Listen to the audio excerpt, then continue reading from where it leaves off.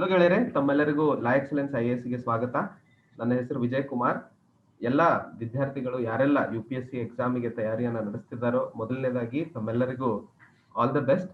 And ಬಹಳಷ್ಟು ವಿದ್ಯಾರ್ಥಿಗಳಿಗೆ ಈ ಸರಿ ಕೊರೋನಾ ವೈರಸ್ ಪ್ಯಾಂಡಮಿಕ್ ಇಂದಾಗಿ ಒಂದಿಷ್ಟು ಅನಾನುಕೂಲತೆಗಳು ಆಪ್ಷನಲ್ ಸಬ್ಜೆಕ್ಟ್ ಬಗ್ಗೆ ಆಗಿತ್ತು. ಆದ್ರೆ ಬಿಳಿಮಲೆ ಸರ್, ಆಯಿಷಾ ಮೇಡಮ್ ಅವರು ಹಾಗೂ ರಫಿ ಪಾಷಾ ಸರ್ ಅವರ ಸಹಾಯದಿಂದ ಲಾ ಎಕ್ಸಲೆನ್ಸ್ IAS ಈ ಒಂದು online effective Kannada optional coaching ಅನ್ನ ಅಥವಾ ಟ್ರೈನಿಂಗ್ ಸೆಷನ್ ಅನ್ನ ನಮ್ಮ ಕೈಯಿಂದ ಆರ್ಗನೈಸ್ ಮಾಡಲು ಸಾಧ್ಯವಾಯಿತು. ಇವತ್ತಿನ ಸಂಜೆ ಅಥವಾ ಎಲ್ಲ ವಿದ್ಯಾರ್ಥಿಗಳಿಗೆ ಆಪ್ಷನಲ್ ಬಗೆಗೆ ಯಾವೆಲ್ಲ, ಯಾಕಂದ್ರೆ ಯಾವತ್ತು ಆಪ್ಷನಲ್ ಅನ್ನ ಎಷ್ಟು ಡೈವರ್ಸಿಫೈಡ್ ಆಗಿ ಡೀಟೇಲ್ ಆಗಿ ಅರ್ಥ ಮಾಡ್ಕೊಂತೀವೋ ಅಷ್ಟು ಸ್ಟ್ರಾಂಗ್ ಆಗಿ ನಾವು ಮುಂದೆ ನಡೆಯಲು ಸಾಧ್ಯವಾಗುತ್ತೆ. ಸೊ ಇವತ್ತಿನ ಈ ಸಂಜೆಯಲ್ಲಿ ನಮ್ಮೊಂದಿಗೆ ಮೊದಲನೇದಾಗಿ ರಫಿ ಪಾಷಾ ಸರ್ ಇದ್ದಾರೆ. ಅವರು ಈಗ ಬೆಂಗಳೂರಿನಲ್ಲಿ assistant commissioner commercial tax officer KS grade ಅಲ್ಲಿ ಕಾರ್ಯನಿರ್ವಹಿಸ್ತಾ ಇದ್ದು, ಅವರು ನನಗೆ ಪರ್ಸನಲಿ ಅಣ್ಣ ಹಾಗೂ ಗೈಡ್ ಆಗಿ ಯಾವಾಗ್ಲೂ ಕಾಂಪಿಟೇಟಿವ್ ಎಕ್ಸಾಮ್ಸ್ಗೆ ನಾನು ಆಸ್ಪಿರೆಂಟ್ ಆಗಿರೋದ್ರಿಂದ ಗೈಡ್ ಮಾಡ್ತಾನೆ ಇದ್ದಾರೆ. ಸೊ ಅವರು ಬಹಳಷ್ಟು ಕಾಂಪಿಟೇಟಿವ್ ಬುಕ್ಸ್ ಗಳನ್ನು ಬರೆದಿದ್ದಾರೆ ವಿದ್ಯಾರ್ಥಿಗಳ ಅನುಕೂಲಕ್ಕಾಗಿ. ಸೊ ಅವರು ಒಂದು ಒಳ್ಳೆ ಮೆಂಟರ್ ಆಗಿ ನಮ್ಮೊಂದಿಗೆ ಇವತ್ತು ಜಾಯ್ನ್ ಆಗಿರೋದಕ್ಕೆ ಲಾ ಎಕ್ಸಲೆನ್ಸ್ ಕುಟುಂಬದ ವತಿಯಿಂದ ತಮ್ಮೆಲ್ಲರ ವತಿಯಿಂದ ಈ ಕಾರ್ಯಕ್ರಮಕ್ಕೆ ಸ್ವಾಗತಿಸುತ್ತೇನೆ. Welcome Rafi Pasha sir, thank you. ಎರಡನೇದಾಗಿ ಇವತ್ತು ನಮ್ಮೊಂದಿಗೆ ಪ್ರೊಫೆಸರ್ ಪುರುಷೋತ್ತಮ್ ಬಿಳಿಮಲೆ ಸರ್ ಇದ್ದಾರೆ. ಇವರ ಬಗ್ಗೆ ಸಂಕ್ಷಿಪ್ತವಾಗಿ ಹೇಳಬೇಕು ಅಂದ್ರೆ, ಇವರು ಕನ್ನಡದ ಪ್ರಸಿದ್ಧ ಲೇಖಕರಲ್ಲಿ ಒಬ್ಬರಾದ ಇವರು ಕನ್ನಡ ಭಾಷೆ, ಸಾಹಿತ್ಯ ಮತ್ತು ಸಂಸ್ಕೃತಿಗಳ ಮೇಲೆ ಗಣನೀಯವಾದ ಕೆಲಸ ಮಾಡಿದ್ದಾರೆ. ಕನ್ನಡ ವಿಶ್ವವಿದ್ಯಾಲಯ ಮತ್ತು ದೆಹಲಿಯ ಜವಾಹರ್ಲಾಲ್ ನೆಹರು ವಿಶ್ವವಿದ್ಯಾಲಯದಲ್ಲಿ ಪ್ರಾಧ್ಯಾಪಕರಾಗಿ ಕೆಲಸ ಮಾಡಿರುವ ಡಾಕ್ಟರ್ ಬಿಳಿಮಲೆ ಅವರು ಅಂತಾರಾಷ್ಟ್ರೀಯ ಖ್ಯಾತಿಯ ವಿದ್ವಾಂಸರು ಹೌದು. ಕರಾವಳಿ, ಜಾನಪದ, ಶಿಷ್ಟ ಪರಿಶಿಷ್ಟ, ಬಹುರೂಪ, ಜನಸಂಸ್ಕೃತಿ, ದಲಿತ ಬಂಡಾಯ ಸಾಹಿತ್ಯ ಮತ್ತು ಕಾಗೆ ಮುಟ್ಟಿದ ನೀರು ಇವರ ಪ್ರಮುಖ ಕೃತಿಗಳು. ಹಳಗನ್ನಡ, ನಡುಗನ್ನಡ, ಹೊಸಗನ್ನಡದ ಮತ್ತು ಜಾನಪದದ ಮೇಲಿನ ಆಳವಾದ ತಿಳುವಳಿಕೆ ಇರುವ ಪ್ರೊಫೆಸರ್ ಬಿಳಿಮಲೆ ಅವರು ನಾಗರಿಕ ಸೇವಾ ಪರೀಕ್ಷಾರ್ಥಿಗಳಿಗೆ ಹಲವು ವರ್ಷಗಳಿಂದ ತರಬೇತಿ ನೀಡಿದ ಅನುಭವ ಹೊಂದಿದ್ದಾರೆ. ನಾನು ನಮ್ಮೆಲ್ಲ ಲಾ ಎಕ್ಸಲೆನ್ಸ್ ಕುಟುಂಬದ ವತಿಯಿಂದ ಹಾಗೂ ತಮ್ಮೆಲ್ಲರ ಪರವಾಗಿ ಇವತ್ತಿನ ಈ ಸಂಜೆಯ ಕಾರ್ಯಕ್ರಮಕ್ಕೆ ಸರ್ಗೆ ಸ್ವಾಗತಿಸುತ್ತೇನೆ. Welcome sir, thank you. Thank you sir. ಎರಡನೇದಾಗಿ ನಮ್ಮೊಂದಿಗೆ ಇವತ್ತು ಆಯಿಷಾ ಫರ್ಜಾನಾ UT ಮೇಡಮ್ ಅವರು ಸಹ ಇದ್ದಾರೆ. ಇವರು ಕನ್ನಡ ಮತ್ತು ಇಂಗ್ಲಿಷ್ ಭಾಷೆಗಳ ಮೇಲೆ ಅಪಾರ ಹಿಡಿತವಿರುವ ಮೇಡಮ್ ಅವರು ಕಳೆದ 10 ವರ್ಷಗಳಿಂದ ವಿದ್ಯಾರ್ಥಿಗಳಿಗೆ ಹಲವು ಹಂತಗಳಲ್ಲಿ ಮಾರ್ಗದರ್ಶನ ಮಾಡುತ್ತಾ ಬಂದಿದ್ದಾರೆ. ಅದ್ಭುತವಾದ ಸಂವಹನ ಶಕ್ತಿ ಮತ್ತು ನಾಯಕತ್ವದ ಗುಣವುಳ್ಳ ಅವರು ಕೇಂದ್ರ ಲೋಕ ಸೇವಾ ಇಲಾಖೆ ನಡೆಸುವ ಪರೀಕ್ಷೆಗಳಿಗೆ ತಯಾರಾಗುವ ಹಲವು ತಂಡಗಳಿಗೆ ತರಬೇತಿ ನೀಡಿದ್ದಾರೆ. ಅಂತಾರಾಷ್ಟ್ರೀಯ ಮಟ್ಟದ ಶಿಬಿರಗಳಲ್ಲಿ ಭಾಗವಹಿಸಿದ್ದಾರೆ. ತಮ್ಮ ಅದಮ್ಯವಾದ ಉತ್ಸಾಹದ ಬಲದಿಂದ ಅವರು ತಮ್ಮೊಡನೆ ಇರುವ ಯಾರಿಗೇ ಆದರೂ ಅಪಾರವಾದ ಪ್ರೇರಣೆ ಮತ್ತು ಪ್ರೋತ್ಸಾಹ ನೀಡಬಲ್ಲರು. ಪಾಠದ ಜೊತೆಗೆ ಅವರು ವಿದ್ಯಾರ್ಥಿಗಳ ಮೌಲ್ಯಮಾಪನ, ಭಾಷಾ ಪರಿಷ್ಕರಣೆ, ಪ್ರಶ್ನೋತ್ತರ ಇತ್ಯಾದಿ ಚಟುವಟಿಕೆಗಳನ್ನು ನಡೆಸುತ್ತಾರೆ.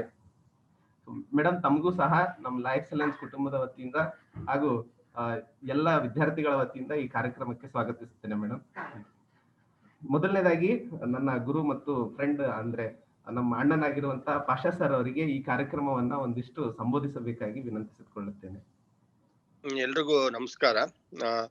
ನೋಡಿ, IAS ಪರೀಕ್ಷೆದು ನಾವು ಲಾಸ್ಟ್ ಸಂಡೇನು ಸಹ ಆಸ್ ಎ ಗೆಸ್ಟ್ ಲೆಕ್ಚರ್ ನಾನು ಇಲ್ಲಿ ಸಂಪನ್ಮೂಲ ವ್ಯಕ್ತಿಯಾಗಿ ಕೆಲವು ವಿಷಯಗಳನ್ನ ಹಂಚ್ಕೊಂಡಿದ್ದೆ.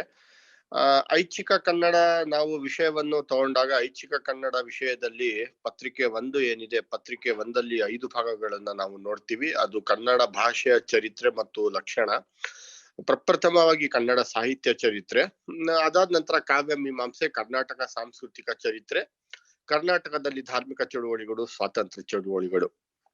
5 ಸೆಕ್ಷನ್ಸ್ ಗಳು ಏನಿದೆ ಕನ್ನಡ ಸಾಹಿತ್ಯ ಚರಿತ್ರೆಯಲ್ಲಿ, ಕನ್ನಡ ಸಾಹಿತ್ಯ ಬೆಳೆದು ಬಂದ ರೀತಿ, ಚಂಪು, ರಗಳೆ, ವಚನ, ಆಮೇಲೆ ಷಟ್ಪದಿ, ಸಾಂಗತ್ಯ, ಈ ರೀತಿ ಸಾಹಿತ್ಯ ಪ್ರಕಾರಗಳು. ಅದಾದ ನಂತರ ಕನ್ನಡ ಭಾಷೆಯ ಚರಿತ್ರೆ ಮತ್ತು ಅದರ ಲಕ್ಷಣಗಳು, ದ್ರಾವಿಡ ಭಾಷೆ, ಭಾಷಾ ಸ್ವೀಕರಣ, ಕಾಲ ಹಂತಗಳು, ಕನ್ನಡದ್ದು ಪೂರ್ವದ ಹಳಗನ್ನಡ, ನಡುಗನ್ನಡ, ಹೊಸಗನ್ನಡ, ಕನ್ನಡ ಭಾಷೆಯ ಮೇಲೆ ಇತರ ಭಾಷೆಗಳು ಮಾಡಿರುವ ಪ್ರಭಾವ, ಕನ್ನಡ ಭಾಷೆ ಮತ್ತು ಅದರ ಒಳ ಪ್ರಭೇದ. ಇವು ಭಾಷೆ ಈ ಸೆಕ್ಷನ್ ಅಲ್ಲಿ ಪೇಪರ್ 1 ಅಲ್ಲಿ ಬರೋ ಕಂಟೆಂಟ್. ಅದಾದ ಕಾವ್ಯ ಮೀಮಾಂಸೆ ಬರುತ್ತೆ, ಪೊಯೆಟಿಕ್ಸ್. ಕಾವ್ಯ ಅಂದ್ರೇನು, ಹೇಗೆ ಓದ್ಬೇಕು, ಕಾವ್ಯ ಪ್ರಯೋಜನ, ಧ್ವನಿ, ಅಲಂಕಾರ, ಒಂದ್ ಕಾವ್ಯ ಬರಿಬೇಕಾದ್ರೆ ಯಾವ್ದು ಇಂಪಾರ್ಟೆಂಟ್, ವಕ್ರೋಕ್ತಿ, ಸ್ವಭಾವೋಕ್ತಿ, ವಿಮರ್ಶೆ, ಈ ಕಾವ್ಯ ಪಂಥಗಳ ಪ್ರತಿಪಾದನೆ, ಇವೆಲ್ಲ ನಾವು ನೋಡ್ತೀವಿ. ಸಾಂಸ್ಕೃತಿಕ ಚರಿತ್ರೆ, ಇದು ಸೆಕ್ಷನ್ 5. ಚಾಲುಕ್ಯರು, ರಾಷ್ಟ್ರಕೂಟರು, ಹೊಯ್ಸಳರು, ವಿಜಯನಗರದ ಅರಸರು. ಪೇಪರ್ 1 ಜನರಲ್ ಸ್ಟಡೀಸ್ ಅಲ್ಲೂ ಸಹ ಇದು KAS ಗೆ ಇರುವಂತ ಸೆಕ್ಷನ್.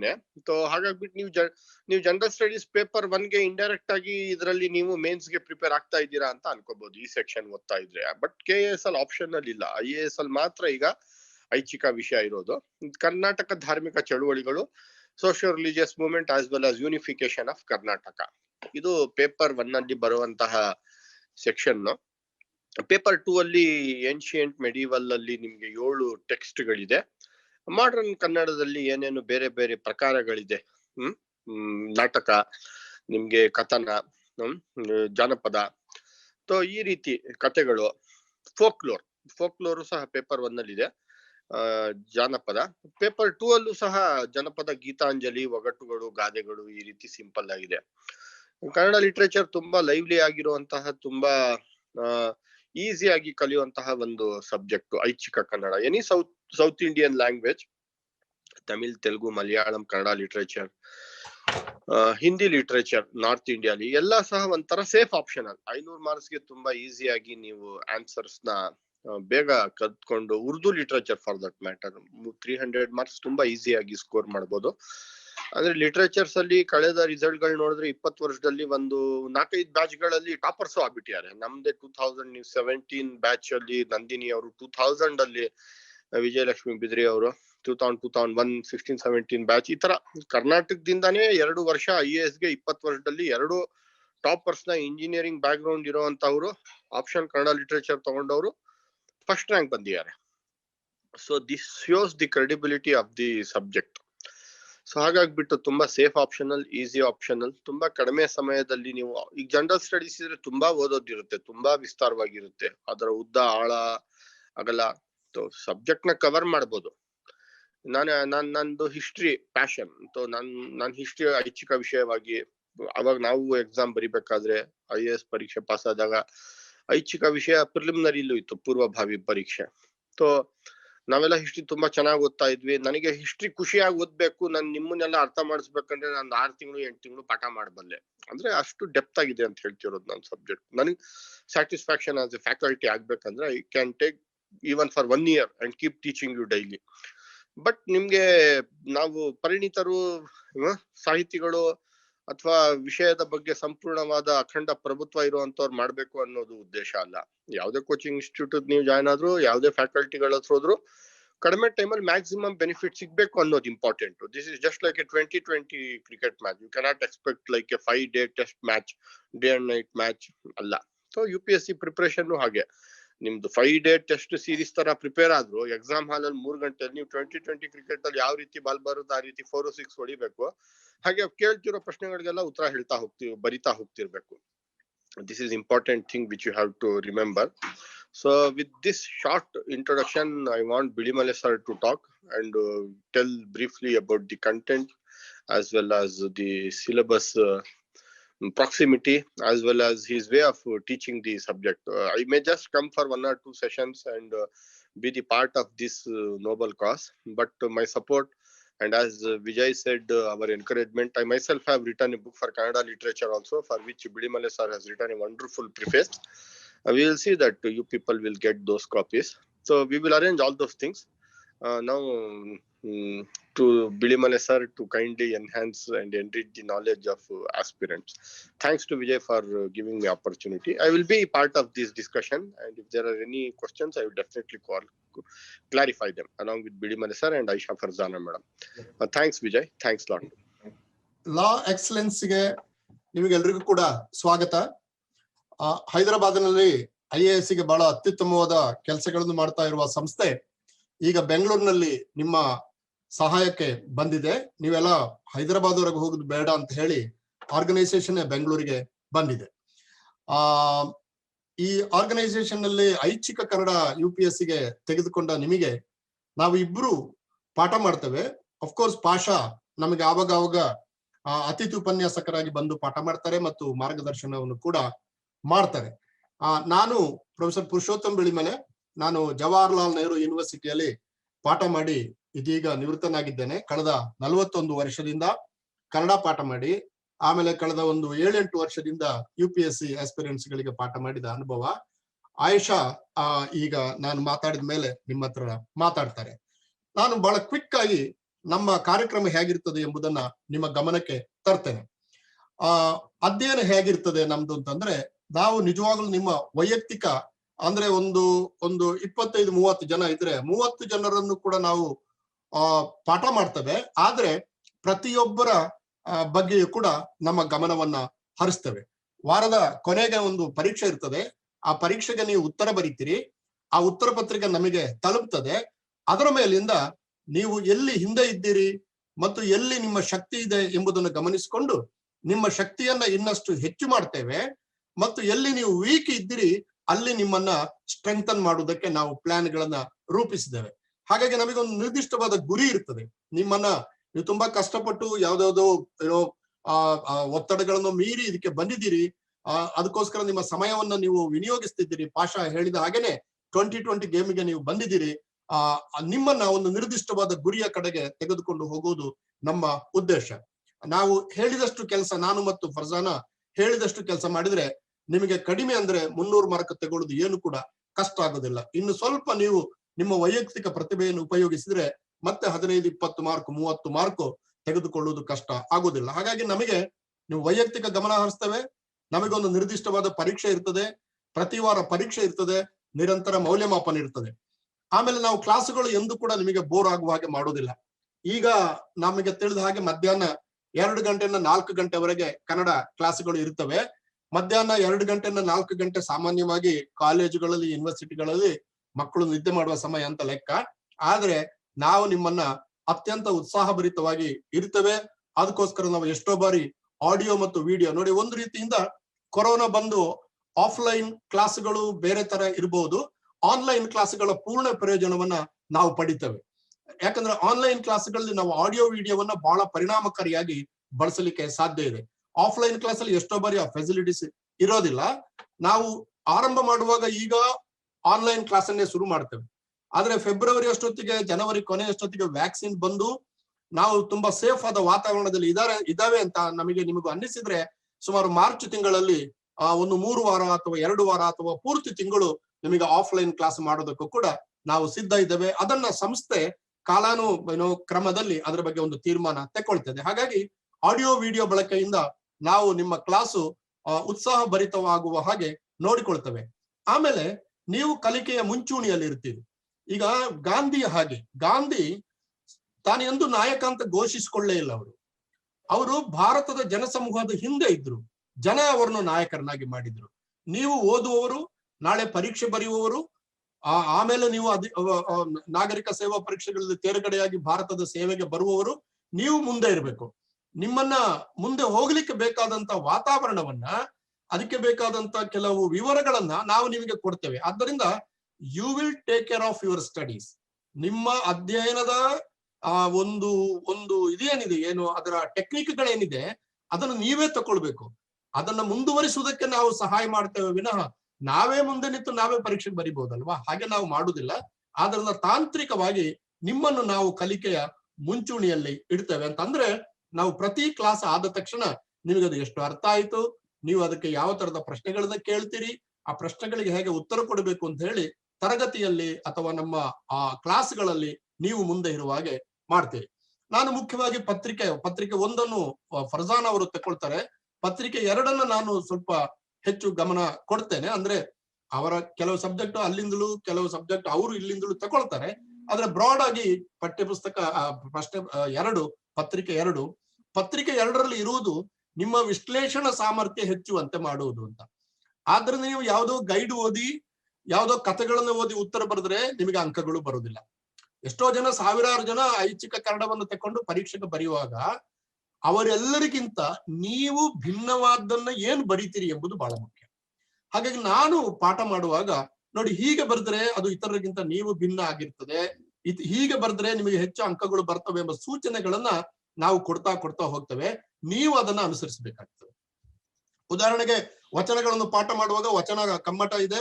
ಒಂದು 100 ವಚನಗಳು, 75 ವಚನಗಳನ್ನ ನಾವು ಪಾಠ ಮಾಡುವುದು ಮಾತ್ರ ಅಲ್ಲ, ಅದನ್ನು ವಿಸ್ತರಿಸಿ ನಾವು ಆ ವಚನಗಳ ಅನನ್ಯತೆಯನ್ನು ಕೂಡ ನಿಮ್ಮ ಗಮನಕ್ಕೆ ತರ್ತೇವೆ. ಉದಾಹರಣೆಗೆ ನೋಡಿ, ನಮ್ಮ ಭಾರತೀಯ ಸಂಪ್ರದಾಯದಲ್ಲಿ ನಮ್ಮ ದೇವರುಗಳಿಗೆ ಸಂಸ್ಕೃತದಲ್ಲಿ ಹೇಳಿದ್ರೆ ಮಾತ್ರ ಅರ್ಥ ಆಗ್ತದೆ ಅಲ್ವಾ? ಈಗಲೂ ಕೂಡ ನಿಮಗೇನಾದ್ರೂ ಸಮಸ್ಯೆ ಇದ್ರೆ ದೇವರ ಹತ್ರ ಹೋದ್ರೆ ನೀವು ಪ್ರೀಸ್ಟಿಗೆ ಹೇಳ್ಬೇಕು, ನೋಡಿ ನನ್ನ ಮನೆಯಲ್ಲಿ ನನ್ನ ಮಗಳಿಗೆ ಆರೋಗ್ಯ ಸರಿ ಇಲ್ಲ, ಒಂದು ಪೂಜೆ ಮಾಡಿಸಿ ಅಂತ.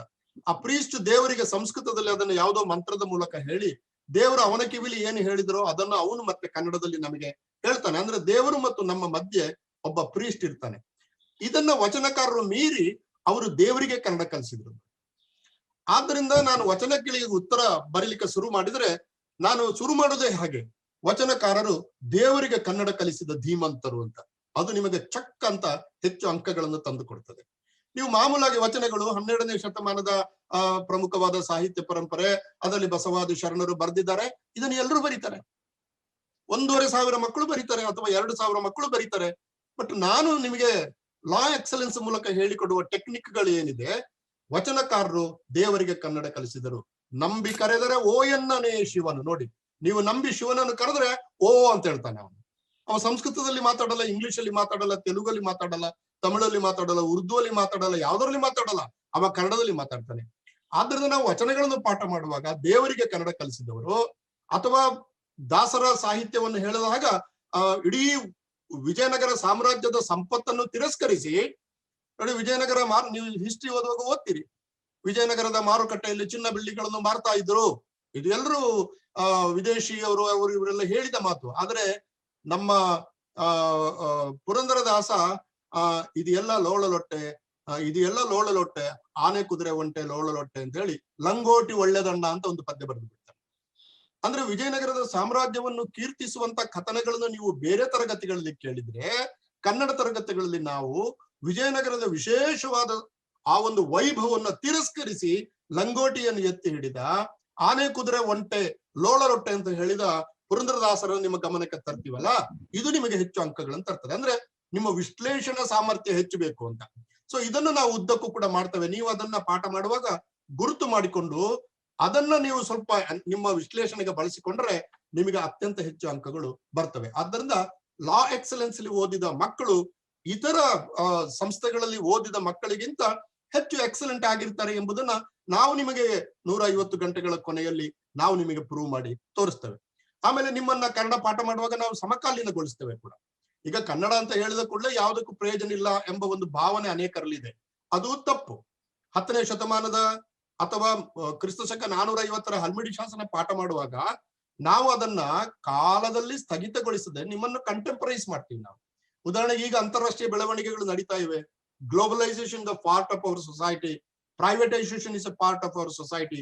ನಿನ್ನೆ ಕರ್ನಾಟಕದ ಶಿಕ್ಷಣ ಸಚಿವರು ಹೇಳಿದ್ದಾರೆ, ಸ್ವಾಯತ್ತತೆ ಕೊಡ್ತೀವಿ ನಾವು ಅಂತ. ಸ್ವಾಯತ್ತತೆ ಕೊಡುವುದು ಅಂದ್ರೆ ಏನು? ಪ್ರೈವೇಟೈಸ್ ಮಾಡುದು ಅಂತ ಅರ್ಥ. ಪ್ರೈವೇಟೈಸ್ ಮಾಡಿದಾಗ ಪ್ರೈವೇಟ್ ಸಂಸ್ಥೆಗಳು ಏನ್ ಮಾಡ್ತವೆ, ಕನ್ನಡದಂತ ಭಾಷೆಯನ್ನು ಅಷ್ಟು ಗಮನಕ್ಕೆ ತಗೊಳ್ಳಲ್ಲ. ಅವರು ಇಂಗ್ಲಿಷ್ ಕಡೆ ಗಮನ ಕೊಡ್ತಾರೆ. ಯಾಕಂದ್ರೆ ಅವರಿಗೆ ಹಣ ಮಾಡಬೇಕು ಮತ್ತು ಅಂತಾರಾಷ್ಟ್ರೀಯವಾದ ಸಂಬಂಧಗಳನ್ನು ಬೆಳೆಸ್ಕೊಳ್ಬೇಕು. ಅಂತ ಸಂದರ್ಭದಲ್ಲಿ ಕನ್ನಡದಂತ ಒಂದು ಭಾಷೆಯ ಸ್ಥಿತಿ ಏನು ಅಂತ ಹೇಳಿ, we will make you most contemporary through Kannada classes. ಜಾಗತೀಕರಣದ ಬಗ್ಗೆ ಚರ್ಚೆ ಮಾಡ್ತೀವಿ. ಹೊಸ ಶಿಕ್ಷಣ ನೀತಿ ಬಗ್ಗೆ ನಿಮಗೆ ಖಂಡಿತವಾಗ್ಲೂ ಇಂಟರ್ವ್ಯೂನಲ್ಲಿಯೋ ಪರೀಕ್ಷೆಯಲ್ಲೋ ಒಂದು ಪ್ರಶ್ನೆ ಕೇಳಿಯೇ ಕೇಳ್ತಾರೆ. ಅದೀಗ ಚಾಲ್ತಿಯಲ್ಲಿದೆ. ನಾವು ಪಾಠ ಮಾಡ್ತಾ ಮಾಡ್ತಾ ನಡುವೆ ಹೊಸ ಶಿಕ್ಷಣ ನೀತಿಯ ಬಗ್ಗೆ ಹೇಳ್ತೇವೆ, ತ್ರಿಭಾಷಾ ಸೂತ್ರದ ಬಗ್ಗೆ ಹೇಳ್ತೇವೆ ಅಲ್ವಾ. 1968ರಿಂದ ತ್ರಿಭಾಷಾ ಸೂತ್ರವನ್ನ ಕರ್ನಾಟಕ ಒಪ್ಪಿಕೊಂಡು ಬಂದಿದೆ. ಕರ್ನಾಟಕಕ್ಕೆ ಏನ್ ಲಾಭ ಆಗಿದೆ?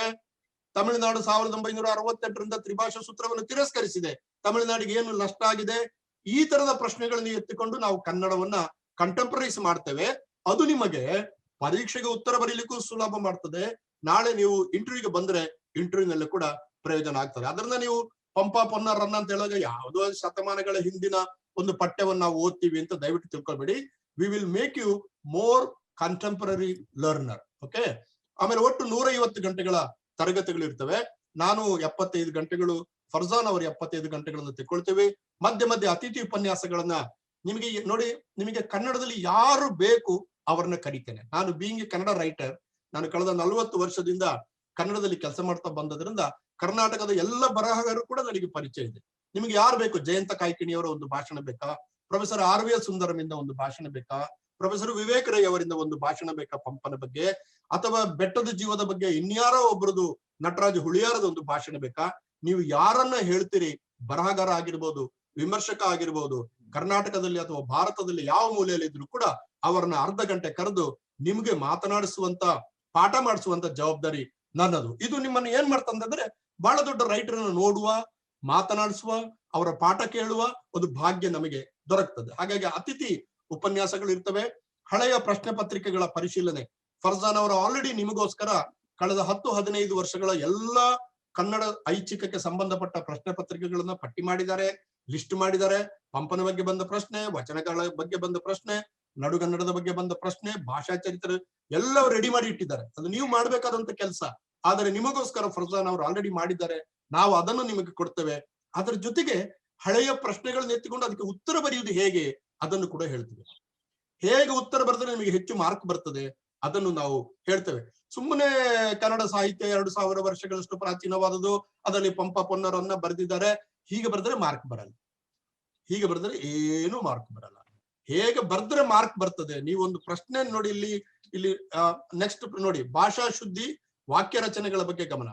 ಒಂದು ಭಾಷೆಯನ್ನ ಹೇಗೆ ಬಳಸಬೇಕು, ಒಂದು ವಾಕ್ಯವನ್ನ ನೀವೊಂದು ಉತ್ತರ ಬರೆದ್ರೆ ನಿಮ್ಮ ವಾಕ್ಯದಲ್ಲಿ ಎಷ್ಟು ಪದಗಳು ಇರಬೇಕು, ಇದು ನನಗೆ ಗೊತ್ತಿದೆ. ನಾನು UPSC UGC ಜೊತೆ ಬಹಳ ವರ್ಷದಿಂದ ಕೆಲಸ ಮಾಡ್ತಾ ಇರೋದ್ರಿಂದ ಹೇಗೆ ಬರೆದ್ರೆ ಎಷ್ಟು ಮಾರ್ಕ್ ಬರ್ತದೆ ಅಂತ ಗೊತ್ತಿದೆ. ನನ್ನ ಅನುಭವವನ್ನು ನಾನು ನಿಮಗೆ ಉದಾರವಾಗಿ ಧಾರೆ ಎರೆಯುವುದಕ್ಕೆ ನನಗೆ ತುಂಬಾ ಸಂತೋಷ ಮತ್ತು ಹೆಮ್ಮೆ. ಅದರಿಂದ ಆ ಭಾಷಾ ಶುದ್ಧಿ, ಈಗ ಒಂದು ಪ್ರಶ್ನೆಗೆ ಹೇಗೆ ನಾವು ಎಂಟ್ರಿ ಆಗಬೇಕು ಅಂತ, ಎಂಟ್ರಿ ಆಗಬೇಕು. ಈಗ ಉದಾಹರಣೆಗೆ ನೋಡಿ, ನಾನು ಬೆಂಗಳೂರಿಗೆ ಹೋದೆ, 3 ವಾಕ್ಯ, 3 ಪದ. ನಾನು ಬೆಂಗಳೂರಿಗೆ ಹೋಗಿ ಬಂದೆ, 4 ಪದ. ನಾನು ನಿನ್ನೆ ಬೆಂಗಳೂರಿಗೆ ಹೋಗಿ ಬಂದೆ, 5 ಪದ. ನಾನು ನಿನ್ನೆ ವಿಮಾನದಲ್ಲಿ ಬೆಂಗಳೂರಿಗೆ ಹೋಗಿ ಡೆಲ್ಲಿಗೆ ಬಂದೆ, 7 ಪದ. ಈ 7 ಪದಗಳ 3 ಪದಗಳ ವಾಕ್ಯದಿಂದ 7 ಪದಗಳ ವಾಕ್ಯದೊಳಗೆ ನಾನು ಹೇಳಿದಾಗ ನನಗೆ ಮತ್ತು ನಿಮಗೆ, ನನಗೆ ಹೇಳುವುದಕ್ಕೆ ನಿಮಗೆ ಕೇಳುವುದಕ್ಕೆ ಎಷ್ಟು ಪದಗಳ ವಾಕ್ಯ ಚಂದ. ಕನ್ನಡದ ಅತ್ಯುತ್ತಮ ವಾಕ್ಯ ಅಂದ್ರೆ ಅದ್ರಲ್ಲಿ ಎಷ್ಟು ಪದಗಳು ಇರಬೇಕು, ಇದನ್ನು ನಾವು ನಿಮಗೆ ಬಿಡಿಸಿ ಬಿಡಿಸಿ ಹೇಳ್ತೇವೆ. ನೀವು ಬೇಕಾದ್ರೆ ಇವತ್ತು ನೀವು ಕನ್ನಡದಲ್ಲಿ ಆಲ್ರೆಡಿ ಏನಾದ್ರು ಬರ್ದಿದ್ರೆ ಹೋಗಿ ಲೆಕ್ಕ ಹಾಕಿ ನಿಮ್ಮ ವಾಕ್ಯದಲ್ಲಿ ಎಷ್ಟು ಪದಗಳಿವೆ ಅಂತ. ನಿಮ್ಮ ವಾಕ್ಯದಲ್ಲಿ 6ಕ್ಕಿಂತ ಹೆಚ್ಚು ಪದಗಳು ಇದ್ರೆ ನೀವು ಒಳ್ಳೆ ಕನ್ನಡ ಬರಿತಾ ಇಲ್ಲ ಅಂತ ಅರ್ಥ. ನೀವು 6 ಮ್ಯಾಕ್ಸಿಮಮ್ ಅಥವಾ ಅನಿವಾರ್ಯ ಆದ್ರೆ 7, ಇದನ್ನೆಲ್ಲ ನಾವು ನಿಮಗೆ ಬಿಡಿಸಿ ಬಿಡಿಸಿ ಹೇಳ್ತೇವೆ. ಭಾಷಾ ಶುದ್ಧಿ, ವಾಕ್ಯ ರಚನೆಗಳ ಬಗ್ಗೆ ಗಮನ, ಆಮೇಲೆ ಪ್ರತಿ ತರಗತಿಯ ಕೊನೆಯಲ್ಲಿ ಮತ್ತು ವಾರದ ಕೊನೆಯಲ್ಲಿ ಮುಕ್ತ ಸಂವಾದ, ಇದೆಲ್ಲ ನಾವು ಕೊಡ್ತೇವೆ. ಇದೆಲ್ಲದಕ್ಕಿಂತ ಮಿಗಿಲಾಗಿ ನೀವು ಕನ್ನಡದ ಮಕ್ಕಳಾದ್ದರಿಂದ ನಾನು ನಿಮಗೆ ಒಂದು ಮಾತನ್ನು ಗಟ್ಟಿಯಾಗಿ ಹೇಳ್ತಾನೆ, ನೀವು ಕನ್ನಡದ ಅತ್ಯುತ್ತಮ ಪುಸ್ತಕಗಳನ್ನ ಓದ್ತೀರಿ. ಈ ಸಿಲೆಬಸ್ ಮಾಡಿದವರಿಗೆ ನಾವು ಥ್ಯಾಂಕ್ಸ್ ಹೇಳ್ಬೇಕು. ನೀವು ಪಂಪನಿಂದ ಶುರು ಆದ್ರೆ ದೇವನೂರಿನ ಒಡಲಾಳದವರೆಗೆ ಕನ್ನಡದ ಅತ್ಯುತ್ತಮ ಟೆಕ್ಸ್ಟ್ ಗಳನ್ನ ನೀವು ಓದ್ತೀರಿ. ಆ ಟೆಕ್ಸ್ಟ್ ಗಳಿಗೆ ಗೌರವ ತರುವ ಹಾಗೆ ನಿಮಗೆ ಪಾಠ ಮಾಡ್ಬೇಕಾದ್ದು ನಮ್ಮ ಕೆಲಸ.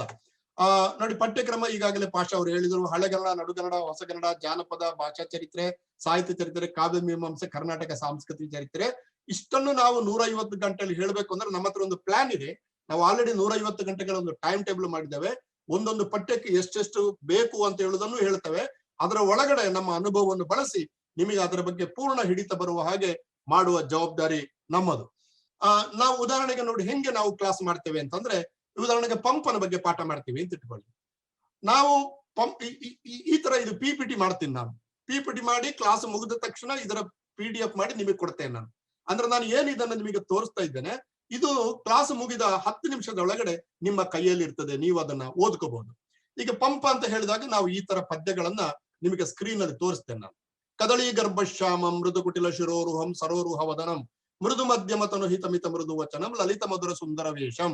ಇದು ನಿಮಗೆ ಈಗ ಓದ್ಲಿಕ್ಕೆ ಕಷ್ಟ ಆಗ್ಬೋದು, ಆದ್ರೆ ಈ ತರ ನಾವು ಮಾಡಿ ಇದರ ಅರ್ಥವನ್ನು ಹೇಳಿ ಈ ನೋಟ್ಸ್ ಅನ್ನ ನಾನು ನಿಮಗೆ ಕೊಡ್ತೇನೆ. ಫರ್ಜಾನ್ ಅವರು ಇನ್ನು ಬೇರೆ ತರದ ನೋಟ್ಸ್ ಅನ್ನ ನಿಮಗೆ ತಯಾರು ಮಾಡಿ ಕೊಟ್ಟಿದ್ದಾರೆ. ಆದ್ರಿಂದ ನಿಮಗೆ ಪತ್ರಿಕೆ 1ಕ್ಕೆ ಮತ್ತು ಪತ್ರಿಕೆ 2ಕ್ಕೆ ಬೇರೆ ತರದ ನೋಟ್ಸ್ಗಳು ಸಿಗ್ತವೆ. ಇದನ್ನು ನೀವು ಧ್ಯಾನಿಸಿ ಓದಿಕೊಂಡ್ರೆ ಬೇಕಾದಷ್ಟು ಅಂಕಗಳನ್ನ ಪಡಬಹುದು. ಆಮೇಲೆ ಚಂಪು ನೋಡಿ, ಪಂಪನ ಬಗ್ಗೆ ಹೇಳಿದಾಗ ಚಂಪುವಿನ ಬಗ್ಗೆ ಹೇಳ್ತೀವಿ. ಚಂಪು ಒಂದು ಶಾರ್ಟ್ ಟಿಪ್ಪಣಿಗೆ ಬಹಳ ಸಾರಿ ಕೇಳಿದ್ದಾರೆ ಚಂಪುವಿನ ಬಗ್ಗೆ. ಆ ಚಂಪು ಅಂದ್ರೆ ಏನು, ಪಂಪ ಅದಕ್ಕೆ ಹೇಗೆ ಕೊಡುಗೆ ಕೊಟ್ಟ ಇತ್ಯಾದಿಗಳನ್ನು ಹೇಳ್ತೇವೆ. ಲೌಕಿಕ ಆಗಮಿಕ ಕಾವ್ಯ ಪರಂಪರೆಗೆ ಪಂಪ ಕೊಡುಗೆ ಕೊಟ್ಟ ಅಂತ ಹೇಳ್ತೀವಿ. ಸೊ ಲೌಕಿಕ ಆಗಮಿಕ ಇದರೆಲ್ಲರ ಸೂಕ್ಷ್ಮಗಳನ್ನ ನಾವು ನಿಮಗೆ ತಿಳಿಸಿ ಹೇಳ್ತೇವೆ. ಆಮೇಲೆ ಪಂಪನ 12 ಮತ್ತು 13ನೇ ಆಶ್ವಾಸವನ್ನು ನೀವು ಓದ್ತೀರಿ. ಅದರ ಗುಣಗಳು ಏನು, ಅದರ ಗುಣಗಳು ಏನು ನೋಡಿ.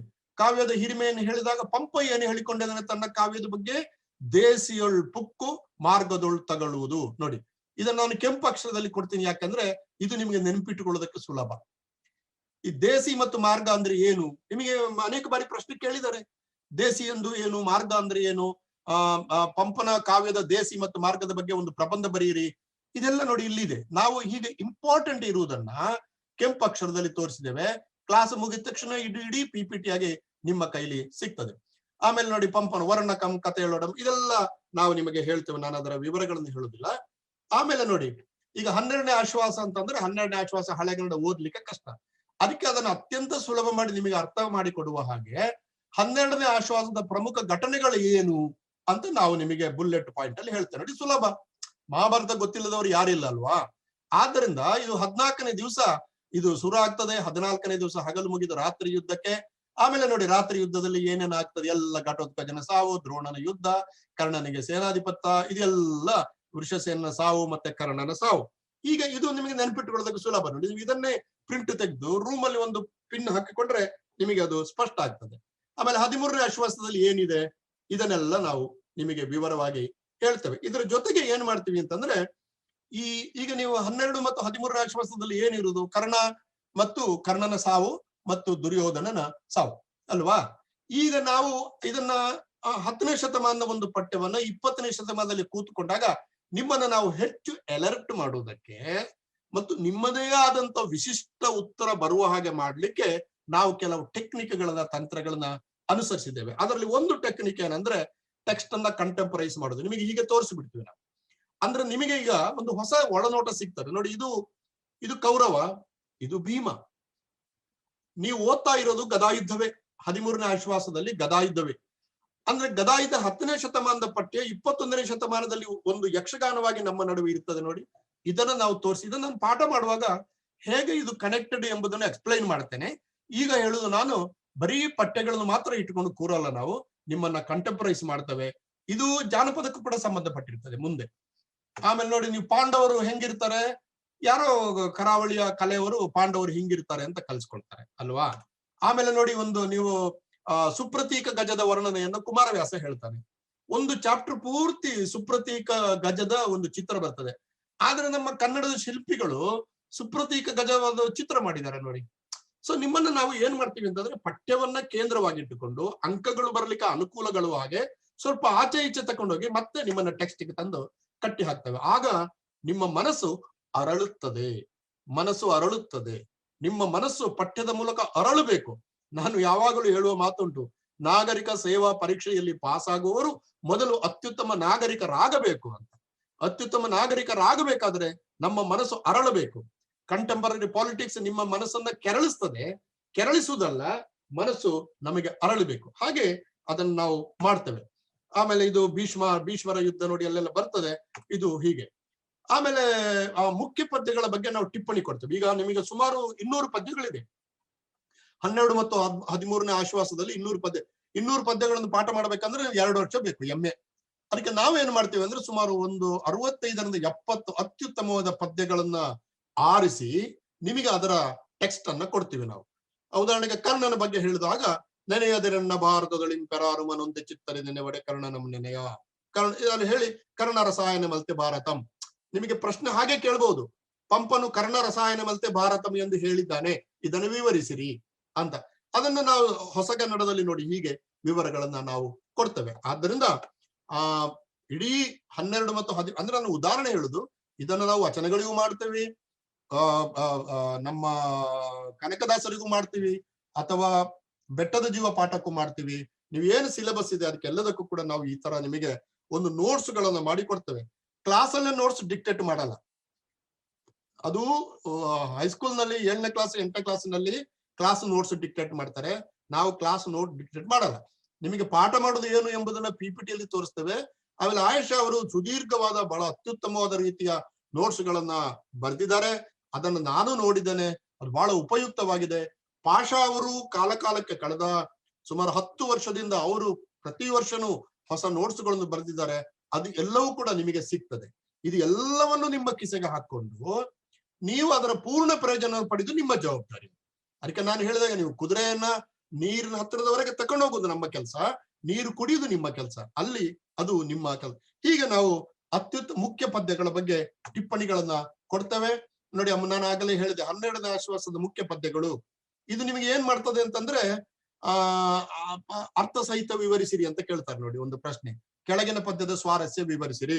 ಅವ್ರು ಈ ಪದ್ಯವು ಕೇಳ್ಬೋದು, ನೆನೆಯದಿರನ್ನ ಭಾರತದೊಳಿ ಮುಂದೆ ಕೇಳ್ಬೋದು, ಅಥವಾ ಇನ್ಯಾವುದೋ ಒಂದು ಪದ್ಯ ಕೇಳ್ಬೋದು. ಸಾಮಾನ್ಯವಾಗಿ ನಮ್ಮ ಅನುಭವದ ಮೇಲಿಂದ 12ನೇ ಆಶ್ವಾಸ ಮತ್ತು 13ನೇ ಆಶ್ವಾಸದ ಮುಖ್ಯ ಪದ್ಯಗಳು ಯಾವುದು ಅಂತ ನಾವು ತೋರಿಸ್ತೇವೆ. ಇದು ಅನುಭವದ ಮೇಲಿಂದ.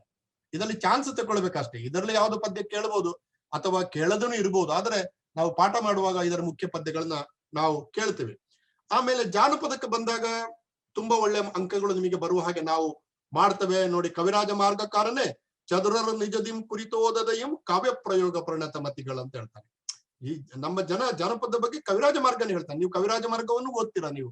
ಆಮೇಲೆ ಜಾನಪದಕ್ಕೆ ಬಂದಾಗ ನಾವು ತ್ರಿಪದಿಗಳು, ಆಮೇಲೆ ಕಥೆಗಳು, ಜನಪದ ಗೀತಾಂಜಲಿ, ಗಾದೆಗಳು, ಒಗಟುಗಳು, ಹೀಗೆ ಅನೇಕ ಟೆಕ್ಸ್ಟ್ಗಳು ಇರ್ತವೆ. ಸೊ ನಾವು ಲಿಖಿತ ಪಠ್ಯ ಮತ್ತು ಜಾನಪದ ಪಠ್ಯ ಇದು ಎರಡನ್ನು ಕೂಡ ನಿಮಗೆ ಹೇಳಿ. ನೋಡಿ, ಈಗ ಉದಾಹರಣೆಗೆ ನಾನು ಜನಪದ ಹಾಡುಗಳನ್ನು ಮಾಡುವಾಗ ನಾನು I want to show you this video. ನೋಡಿ, ಒಂದು ದಮ್ಮ ಹೊಣದಾರಂತೆ ದೊಡ್ಡಮ್ಮ ತಾಯಿ ನೆನದಾರಂತೆ ಸಿದ್ದಯ್ಯ ಸ್ವಾಮಿ ಬನ್ನಿ. ಅವರು ಎರಡು ದಮ್ಮ ಹೊಣದಾರ ಆಯಿತಂತೆ ಸಿದ್ದಯ್ಯ ಸ್ವಾಮಿ ಬನ್ನಿ. ಬಂಗಿ ಕುಡುದ ಜ್ಞಾನ ಹತ್ತು ಬಿಡ್ತು ನನ್ನ ಗುರುವಿಗೆ.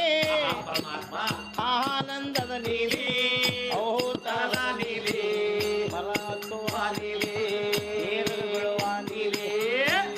ಅವನು ನೀಲಿ ಬಂದ ಜ್ಞಾನದಲ್ಲಿ ಉಳಿಯುತ್ತಾನೆ ಸಿದ್ದಯ್ಯ ಸ್ವಾಮಿ ಬನ್ನಿ.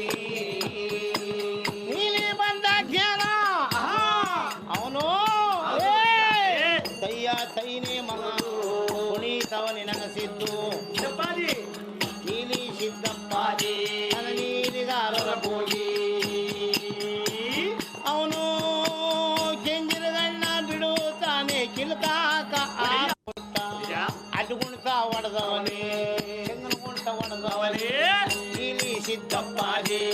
ಎಡಮುಡಿನೆಲ್ಲ ಎಡಬಲಕ್ಕೆ ಮೊದಲುಗುಟ್ಟ ನನಸಿದ್ದು ನೀಲಿ ಸಿದ್ದಪ್ಪಾಜಿ ನನ್ನ ನೀಲಿಗಾರರ ಪೂಜಿ. ಬತ್ತೀನಿ ಕಾಣ್ರು ಕೇಳಿದರ ಪಂಚಾಳದವರೇ ಸಿದ್ದಯ್ಯ ಸ್ವಾಮಿ ಬನ್ನಿ. ಆಹ ಕೆಟ್ಟು 3 ದಿನವಾಯ್ತು. ಸೊ ಹೀಗೆ ನಿಮಗೆ ಏನ್ ಮಾಡ್ತೀವಿ ಅಂದ್ರೆ ನಾವು ನಿಮ್ಮನ್ನ ವಾತಾವರಣಕ್ಕೆ ತಕೊಂಡು ಹೋಗ್ತೀವಿ. ನಿಮಗೆ ಎಷ್ಟು ಜನಕ್ಕೆ ಇದರ ಅನುಭವ ಇದೆ ಇಲ್ಲ ಗೊತ್ತಿಲ್ಲ, ಆದ್ರೆ ಜಾನಪದವನ್ನು ನಾವು ಓದುವಾಗ ಜಾನಪದದ ವಾತಾವರಣಕ್ಕೆ ನಿಮ್ಮನ್ನು ತೆಗೆದುಕೊಂಡು ಹೋಗಿ ಆ ಹಾಡುಗಳನ್ನ ಕೇಳಿಸ್ತೀವಿ. ಆಗ ನಿಮ್ಮ ಅನುಭವ ಹೆಚ್ಚುತ್ತದೆ ಮತ್ತು ಉತ್ತರ ಬರೆಯುವಾಗ ನಿಮಗೆ ಒಂದು ಹೊಸ ಉತ್ಸಾಹ ಬರ್ತದೆ. ಪ್ರತಿ ಪಾಠ ಮುಗಿಯುವಾಗ ಈ ತರ ನಿಮಗೆ ಪ್ರಶ್ನೆಗಳನ್ನ ನಾವು ಕೊಡ್ತೀವಿ. ಇದು ಹಿಂದಿನ ಪ್ರಶ್ನೆ ಪತ್ರಿಕೆಗಳನ್ನ ನೋಡಿ ಕೊಡ್ತೀವಿ, ನಾವೇ ಕೆಲವು ಪ್ರಶ್ನೆಗಳನ್ನ ಕಲ್ಪಿಸಿಕೊಂಡು ಕೂಡ ಕೊಡ್ತೀವಿ. ಉದಾಹರಣೆಗೆ 12, 13 ಆಶ್ವಾಸಕ್ಕೆ ಬಂದ್ಪಟ್ಟ ಹಾಗೆ ಟಿಪ್ಪಣಿ ಬರೀರಿ ಹೀಗೆ ಕೇಳ್ತೀವಿ. ಕರ್ಣ ರಸಾಯನ ಮಲ್ತೆ ಭಾರತ ಕವಿವಾಣಿಯನ್ನು ವಿವರಿಸಿರಿ. ಕರ್ಣ ಅಶ್ವತ್ಥಾಮರ ನಡುವಣ ಸಂಘರ್ಷವನ್ನು ವಿಶ್ಲೇಷಿಸಿ.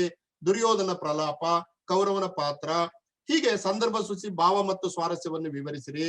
ದೇಸಿ ಮಾರ್ಗದ ಸುಂದರ ಸಮನ್ವಯವನ್ನು, ವಿಕ್ರಮಾರ್ಜುನ ಕ್ಷತ್ರ ಜೀವನ, ಹೀಗೆ ಪ್ರಶ್ನೆಗಳನ್ನು ಕೂಡ ಕೊಡ್ತೀವಿ. ಸೊ ನಾವು ಟೆಕ್ಸ್ಟಿನ ಒಂದು ನಿಮ್ಮ ಯಾವುದೇ ಟೆಕ್ಸ್ಟ್ ಉದಾಹರಣೆ ಬೆಟ್ಟದ ಜೀವ ಇಟ್ಟರೆ ಅದರ ಸಂಕ್ಷಿಪ್ತವಾಗಿ ಅದರ ಕಥೆ ಏನು ಅಂತ ಹೇಳ್ತೀವಿ. ಆಮೇಲೆ ಅದರ ಮುಖ್ಯ ಭಾಗ ಯಾವುದು ಅಂತ ಹೇಳ್ತೀವಿ. ಆ ಮುಖ್ಯ ಭಾಗವನ್ನ ನಿಮಗೆ ಟಿಪ್ಪಣಿ ಮಾಡಿ ಕೊಡ್ತೀವಿ. ಅದರ ಪ್ರಾಮುಖ್ಯತೆ ಏನು ಎಂಬುದನ್ನು ವಿಶ್ಲೇಷಣಾ ಪೂರ್ವಕವಾಗಿ ಹೇಳ್ತೀವಿ. ಮತ್ತು ಕೊನೆಗೆ ನಾವು ಅದರ ಬಗ್ಗೆ ಪ್ರಶ್ನೆಗಳನ್ನು ಕೂಡ ಕೊಡ್ತೀವಿ. ಇಷ್ಟನ್ನ ನಾವು 150. ಸೊ ಇಷ್ಟು ನಾವು ಹೇಳಿ ನನ್ನ ಪ್ರೆಸೆಂಟೇಶನ್ ಮುಗಿಸ್ತೇನೆ. ನಿಮಗೆ ಸ್ವಾಗತ ಮತ್ತು ಶುಭಾಶಯಗಳು. ನಮ್ಮೊಡನೆ ನನ್ನ ಫರ್ಜಾನಾ ಮತ್ತು ರಫಿಯವರೊಡನೆ ನೀವು ಕಳೆಯುವ 150 ಗಂಟೆಗಳು ಖಂಡಿತವಾಗಿ ವ್ಯರ್ಥ ಆಗುವುದಿಲ್ಲ. ಲಾ ಎಕ್ಸಲೆನ್ಸ್ಗೆ ನೀವು ಸೇರಿದರ ಪೂರ್ಣ ಪ್ರಯೋಜನ ನಿಮಗೆ ಸಿಗುವ ಹಾಗೆ ಮಾಡುವ ಜವಾಬ್ದಾರಿಯನ್ನ ನಾವು 3 ಜನ ಹೊತ್ಕೊಂಡಿದ್ದೇವೆ. ತರಗತಿ ಆರಂಭವಾಗುವುದರ ಕುರಿತು ಸಂಸ್ಥೆ ನಿಮಗೆ ಹೇಳ್ತದೆ. ಸ್ಟೂಡೆಂಟ್ಸ್ ಎಲ್ರಿಗೂ ನಮಸ್ಕಾರ. ಈ ಲಾ ಎಕ್ಸಲೆನ್ಸ್ ಅಂತ ಒಂದು ಸಂಸ್ಥೆಗೆ ಪಾಠ ಮಾಡ್ಲಿಕ್ಕೆ ನಾವು ತುಂಬಾ ಖುಷಿ ಪಡ್ತೀವಿ. ಇದ್ದೇವೆ. ಅದು ಪುರುಷೋತ್ತಮ ಬಿಳಿಮಲೆ ಸರ್ ಅಂತಹ ಒಬ್ಬ ಮಹತ್ವದ ವಿದ್ವಾಂಸರ ಮತ್ತು ಮಗು ಮನಸ್ಸಿನ ವಿದ್ವಾಂಸರ ಜೊತೆ ನಾನು ಕಲಿಯೋದಕ್ಕೆ ತುಂಬಾ ಖುಷಿ ಪಡ್ತೀನಿ. ಹಾಗೇನೆ ಇವಾಗ ಸಿಲೆಬಸ್ ಬಗ್ಗೆ ಎಲ್ಲ ತುಂಬಾ ಹೇಳಿದ್ರು ಸರ್, ವಿಸ್ತಾರವಾಗಿ ಹೇಳಿದ್ರು. ಪಾಷಾ ಸರ್ ಕೂಡ ಆವಾಗ್ಲೇ ಹೇಳಿದ್ದಾರೆ. ನಾನು ಹೆಚ್ಚು ಹೇಳಿಕ್ ಹೋಗೋದಿಲ್ಲ, ಆದ್ರೆ ಒಂದು ವಿಚಾರ ನಿಮ್ಗೆ ತಿಳಿಸ್ಲಿಕ್ಕೆ ಇಷ್ಟಪಡ್ತೀನಿ. ಇವಾಗ ಹಳೆಗನ್ನಡ ಏನ್ ತೋರಿಸಿದ್ರಲ್ಲ, ಅದನ್ನ ನಿಮ್ಗೆ ಆಸ್ ಇಟ್ ಈಸ್ ಕಲೀಲಿಕ್ಕೆ ಏನು ಕೇಳೋದಿಲ್ಲ. ನಿಮ್ಗೆ ಕೇಳೋದು ಭಾವಾರ್ಥ. ಅದ್ರ ಅರ್ಥ ಏನು ಅಂತ ಮಾತ್ರ ಕೇಳ್ತಾರೆ. ಆ ಪ್ಯಾರಾಗ್ರಾಫ್ ಕೊಟ್ಟು ಅದ್ರ ಅರ್ಥ ಏನು ಅಂತ ಕೇಳ್ತಾರೆ. ಅದ್ರ ಅರ್ಥ ಏನು ಅಂತ ನಮ್ಮ ಬಿಳಿಮಲೆ ಸರ್ ಬಾಯಲ್ಲಿ ನೀವು ಒಮ್ಮೆ ಕೇಳಿದ ಮೇಲೆ ಖಂಡಿತವಾಗ್ಲೂ ಜೀವಮಾನದಲ್ಲಿ ಅದ್ರ ಅರ್ಥ ನೀವು ಮರೆಯೋದಿಲ್ಲ. ಯಾಕಂದ್ರೆ ಕೆಲವರು, ನಾನು ಇದನ್ನ ಸಾರಿ ಸರ್, ನೀವು ಈ ವಿಚಾರವಾಗಿ ನಾನು ಮಾತಾಡೋದಕ್ಕೆ ನಾನು ಸ್ವಲ್ಪ ಅಳುಕ್ತೀನಿ. ಆದ್ರೂನು ತುಂಬಾ ಜನ ಹುಡುಗರು ಇಲ್ಲಿ ಹೊಸಬ್ರು ಇರ್ತಾರೆ, ಇಂಜಿನಿಯರಿಂಗ್ ಬ್ಯಾಕ್ ಗ್ರೌಂಡ್ ಆಗಿರ್ಲಿ ಅಥವಾ ಬೇರೆ ಯಾವುದೇ ಫೀಲ್ಡ್ ನವ್ರು ಇರ್ತಾರೆ. ಸೊ ಇವರಿಗೆ ಒಂದು ಡೌಟ್ ಇರ್ತದೆ, ಇಲ್ಲಿ ಹಳೆಗನ್ನಡ ಕಲಿಲಿಕ್ಕಿದೆ ಅಂತ. ಹಳೆಗನ್ನಡ ಕಲಿಲಿಕ್ಕಿಲ್ಲ, ಒಂದು ಪ್ಯಾರಾಗ್ರಾಫ್ ಕೊಟ್ಟಿರ್ತಾರೆ, ಇದ್ರ ಭಾವಾನುವಾದ ಅಂದ್ರೆ ಅರ್ಥ ಬರೀರಿ ಅಂತ. ಅದ್ರ ಅರ್ಥ ಅದನ್ನೇ ನಾನು ಹೇಳ್ತಾ ಇದ್ದೀನಿ. ನಿಮ್ಗೆ ಹಳೆಗನ್ನಡ ಕಲಿಲಿಕ್ಕಿಲ್ಲ, ಅದ್ರ ಅರ್ಥ ಮಾತ್ರ. ಅದು ಸರ್ ನಿಮ್ಗೆ ಸರ್ ಬಾಯಲ್ಲಿ ಕೇಳಿದ ಮೇಲೆ, ಇವಾಗ ನೀವು ಕೇಳಿದ್ರಲ್ಲ, ಒಂದು ಅವರ ಬಾಯಲ್ಲಿ ಕೇಳಿದೊಂದು ಒಂದು ಅನುಭವ, ಅದೊಂದು ರಮ್ಯ ಕಥಾನಕ ಲೋಕ. ಸೊ ಹಾಗಾಗಿ ಅದ್ರ ಭಾವಾನುವಾದ ಮಾತ್ರ ಕೇಳ್ತಾರೆ. ಆಮೇಲೆ ಜಾಸ್ತಿ ನಮ್ದು ಇದು ಹೊಸಗನ್ನಡನೇ ಇರುತ್ತೆ, ಟೆಕ್ಸ್ಟ್ ಸಂಪೂರ್ಣ ಹೊಸಗನ್ನಡನೇ ಇರುತ್ತೆ. ಅದರಲ್ಲಿ ಸಣ್ಣ ಒಂದು 20% ಮಾತ್ರ ಹಳೆಗನ್ನಡುವಂಥದ್ದು, 80% ಹೊಸಗನ್ನಡನೇ ಇರುತ್ತೆ. ಪೇಪರ್ ಫಸ್ಟ್ ಅನ್ನು ನಾನ್ ಮಾಡ್ತೀನಿ. ಓಕೆ, ನನ್ನ ಬಗ್ಗೆ ಒಂದು ಸಣ್ಣ ವಿವರಣೆ ಕೊಡ್ತೀನಿ. ನಾನೊಂದು 10 ವರ್ಷದಿಂದ ಸ್ಟೂಡೆಂಟ್ಸ್ಗೆ ಬೇರೆ ಬೇರೆ ರೀತಿಯಾದಂತಹ ತರಬೇತಿಗಳನ್ನ ಕೊಡ್ತಾ ಇದ್ದೀನಿ.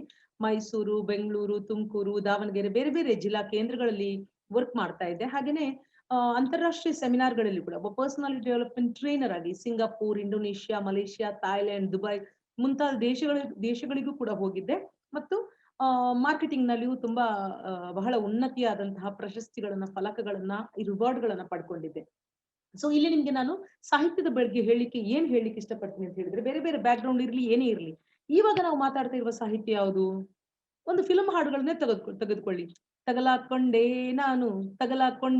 ನಾನು, ಅಥವಾ ಬಂಗಾರಿ ಯಾರೇ ನೀ ಬುಲ್ಬುಲ್, ಅಲ್ವಾ? ಅದು ಇವಾಗಿನ ಲ್ಯಾಂಗ್ವೇಜ್. ನಾವು ಮಾತಾಡೋದು ದೇವರೇ ಬಂದು ಬೇಡಿಕೊ ಎಂದು ಕಣ್ಮುಂದೆ ನಿಂತಾಗ ನಾನು ಅಂತ, ಏನು ನಮ್ಮ ಸಾಹಿತಿಗಳಿಗೆ ಏನು ಮಾತಾಡಿದ್ರಲ್ಲ ಆ ಭಾಷೆಯನ್ನ ನಾವು ಕಲಿಲಿಕ್ಕೆ ಹೋಗ್ತಾ ಇದೀವಿ. ಅಷ್ಟೇ ಡಿಫ್ರೆನ್ಸ್, ಬೇರೇನು ಇಲ್ಲ. ಇವಾಗಿನ ಈ ಲ್ಯಾಂಗ್ವೇಜ್ಗೂ ನಾವು ಏನು, ಇವಾಗ ಕೆಲವರು ಮನೆಯಲ್ಲಿ ಎಷ್ಟೇ ರೇಷ್ಮೆ ಸೀರೆಗಳಿಟ್ರು, ಯಾವಾಗ ನೋಡಿದ್ರು ಬರ್ಮುಡ ಚಡ್ಡಿಗಳು, ನೈಟಿಗಳನ್ನು ಹಾಕೊಂಡು ತಿರುಗಾಡ್ತಾ ಇರ್ತಾರಲ್ಲ, ಅದೇ ರೀತಿಯಲ್ಲಿ ನಮ್ಮ ಕನ್ನಡದ ಜನ ಏನು ಈ ತುಂಬಾ ವಿಚಿತ್ರವಾಗಿ ಕನ್ನಡವನ್ನು ಮಾತಾಡ್ತಾ ಇದ್ದಾರೆ. ಅದನ್ನ ಬಿಟ್ಟು ಕನ್ನಡದ ನಿಜವಾದ ಸೊಗಡು, ಸ್ವಾದ, ರುಚಿ, ಫಲ, ಆ ತಿರುಳಿನ ಜೊತೆಗೆ ನಾವು ಈ ಒಂದು 150 ಗಂಟೆಗಳನ್ನ ಕಳಿಲಿಕ್ಕಿದೀವಿ. ಮತ್ತು ಸರ್ ಎಲ್ಲ ಆಲ್ರೆಡಿ ಹೇಳಿದ್ದಾರೆ. ನಾನು ನಿಮ್ಗೆ ನೋಟ್ಸ್ ನ ವಿಚಾರ ಒಂದು ಹೇಳ್ತೀನಿ. ನೋಟ್ಸ್ ನ ವಿಚಾರ ಹೆಚ್ಚು ಸಿಲೆಬಸ್ ಬಗ್ಗೆ ಮಾತಾಡೋದ್ರಲ್ಲಿ ನಿಮ್ಗೆಲ್ಲ ಗೊತ್ತು. ಆಲ್ಮೋಸ್ಟ್ 80% ಹೊಸಗನ್ನಡದ ಕಾದಂಬರಿಗಳು, ಕವಿತೆಗಳು, ಕವನಗಳೇ ಇರ್ತವೆ. ಬರೇ ನಿಮ್ಗೆ ಇರುವಂತದ್ದು ಇದು 20% ಅಷ್ಟೇ ಇರ್ತದೆ. ಅದಂತೂ ನಿಮಗೆ ಇದಕ್ಕಿಂತ ಅದು ಇಷ್ಟ ಆಗ್ಬಿಡ್ತದೆ ಸರ್ ಬಾಯಲ್ಲಿ ಕೇಳಿದ್ಮೇಲೆ. ಆ ರೀತಿಯ ಒಂದು ಅನುಭವ ಆಗ್ತದೆ.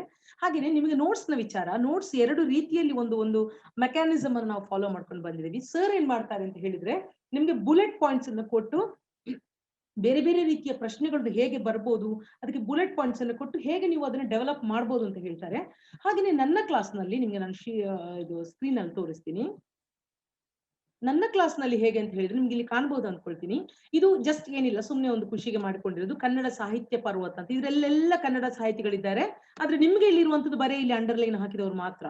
ಪಂಪ, ರನ್ನ, ನಾಗಚಂದ್ರ, ಇಲ್ಲಿ ಬಸವೇಶ್ವರ, ಅಕ್ಕ ಮಹಾದೇವಿಯವರು, ಇಲ್ಲಿ ಹರಿಹರ, ಇಲ್ಲಿ ಕುಮಾರವ್ಯಾಸ, ರಾಘವಾಂಕ, ಇವರು ಪುರಂದರದಾಸ, ಕನಕ, ಇದು ದಾಸ ಭಜನೆ, ಇದು ರತ್ನಾಕರ ವರ್ಣಿ, ಇದೊಂದು ಲವ್ ಸ್ಟೋರಿ. ಈ ರೀತಿಯಾದಂತಹ ಕೆಲವೊಂದು ಇದು ಮಾತ್ರ ಏನು ನಿಮ್ಗೆ ಇರುವಂತಹ ಸಿಲೆಬಸ್. ಸರ್ ಆವಾಗಲೇ ಆಲ್ರೆಡಿ ಹೇಳಿದ್ದಾರೆ ಅಂದ್ರೆ ನಾನು ಅದರ ಬಗ್ಗೆ ಹೆಚ್ಚು ಮಾತಾಡೋದು ಬೇಡ ಅಂತ ಅಂದ್ಕೊಂಡಿದ್ದೀನಿ.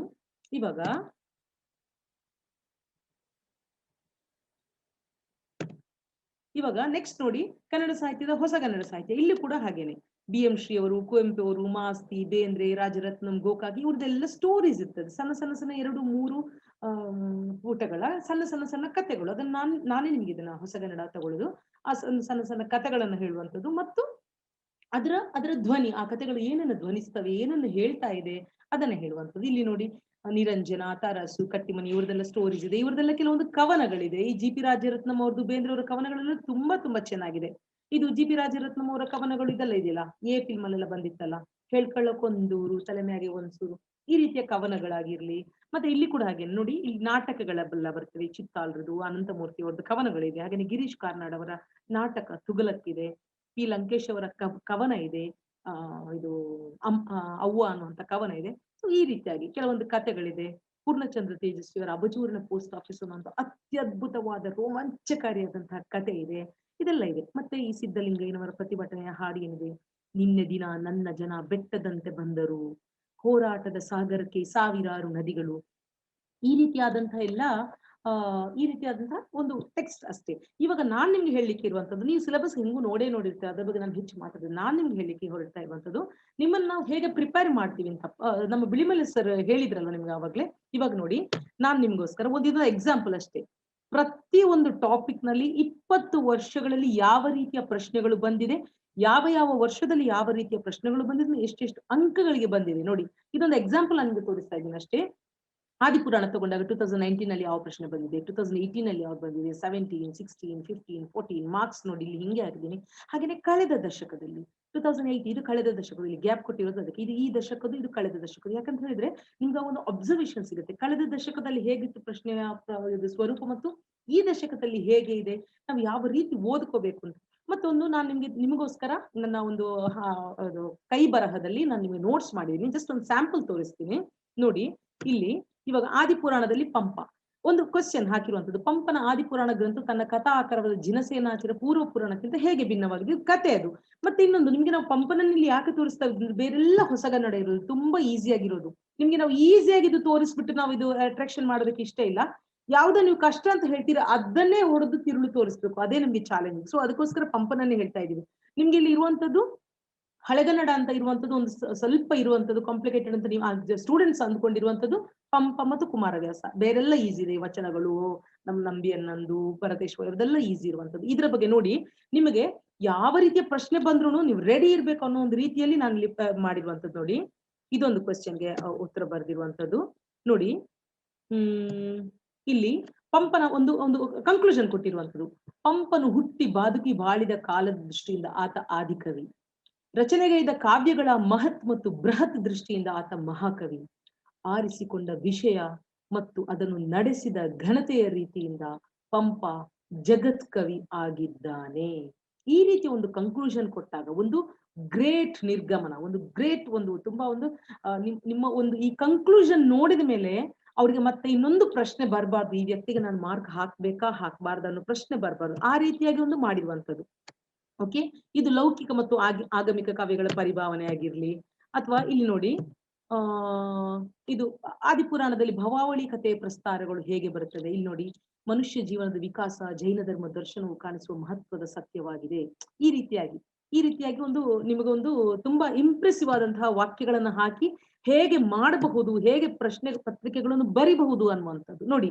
ಇದರ ಒಂದು ಕನ್ಕ್ಲೂಷನ್ ನೋಡಿ. ಈ ಒಂದು ಹೊಕ್ಕ ಲೋಕ ಮತ್ತು ಎತ್ತಿದ ಜನ್ಮಗಳಿಗೆ ಮಿತಿ ಇಲ್ಲ, ಅವುಗಳಲ್ಲೆಲ್ಲ ಅರಿತು ಚರಿಸಿ ಮುಕ್ತಿಗೈಯುವ ಆತ್ಮದ ವಿಕಾಸಶೀಲವಾದಂತಹ ಪಯಣವೇ ಈ ಆದಿಪುರಾಣದಲ್ಲಿ ಹೃದಯಂಗಮವಾಗಿ ಚಿತ್ರಿಸಲಾಗಿದೆ. ಈ ರೀತಿ ಬರೆದಾಗ ನೀವು ನಿಜವಾಗ್ಲೂ ಅದನ್ನ ಫೀಲ್ ಮಾಡ್ಕೊಂಡಿದ್ದೀರಾ, ಅದ್ರ ಸ್ವಾದ ಅರಿತುಕೊಂಡಿದ್ದೀರಾ, ಅದನ್ನು ತುಂಬಾ ಇಷ್ಟಪಟ್ಟಿದ್ದೀರಾ ಅಂತ ಗೊತ್ತಾಗುತ್ತೆ ಅಲ್ವಾ. ಕೊನೆಗೆ ನಾನು ಜಾಸ್ತಿ ಹೇಳೋದಿಲ್ಲ. ನೀಲಾಂಜನೆಯ ಒಂದು ನೃತ್ಯ, ಇದೊಂದು ಹೆಣ್ಣಿನ ನೃತ್ಯ. ನೀವು ಕತ್ರಿನಾ ಕೈಫ್, ಮಾಧುರಿ ದೀಕ್ಷಿತ್ ನೃತ್ಯ ಮಾಡೋದು ನೋಡಿದಿರಲ್ಲ. ಆದ್ರೆ ನಾವು ಒಂದು ಕನ್ಕ್ಲೂಷನ್ ಏನ್ ಕೊಟ್ಟಿದ್ದೇನೆ ನೋಡಿ ನೀವು ಇಲ್ಲಿ ಲಾವಣ್ಯವತಿಯಾದ ಕುಣಿಯುವ ಹೆಣ್ಣು ಮತ್ತು ಅದು ಸೂಚಿಸುವ ನಶ್ವತೆಯ ಪ್ರತೀಕ ಎರಡು ಪಂಪನ ಕಾವ್ಯ ಧರ್ಮವನ್ನು ಮೇಳೈಸಿಕೊಂಡಿದೆ. ಆ ನೀಲಾಂಜನೆಯ ನೃತ್ಯದ ಲಯ ನಿರಂತರ ಕಾಲಾತೀತ, ಅದು ಸೂಸುವ ಅರ್ಥದ ಭಯ ಬಹುತರ ತಲ್ಲನ ಬಡಿತ. ಇದು ನನ್ನ ಓನ್ ಸೆಂಟೆನ್ಸ್, ನಿಮ್ಗೆ ಬೇರೆ ಯಾವ ನೋಟ್ಸ್ ಅಲ್ಲೂ ಸಿಗೋದಿಲ್ಲ, ಯಾಕಂದ್ರೆ ನಾನು ಕಾಪಿ ಮಾಡಿರೋದಲ್ಲ, ನನ್ನ ಓನ್ ಸೆಂಟೆನ್ಸ್. ಈ ರೀತಿಯಾದಂತ ಒಂದು ಕನ್ಕ್ಲೂಷನ್ ನೀವು ನೀಲಾಂಜನೆಯ ನೃತ್ಯಕ್ಕೆ ಹಾಕಿದ್ರೆ ಅದು ಪ್ರಥಮ ಬಾರಿಗೆ ಈ ಲಾ ಎಕ್ಸಲೆನ್ಸ್ಗೆ ಈ ನೋಟ್ಸ್ ಬಿಡುಗಡೆ ಆಗ್ತದೆ. ಸೊ ಅವ್ರಿಗೆ ಗೊತ್ತಾಗುದಿಲ್ಲ, ಇದಕ್ಕೆ ಮೊದಲು ನೋಡಿರೋದಿಲ್ಲ, ಇದು ಫಸ್ಟ್ ಅವ್ರು ನೋಡಿರ್ತಾರೆ.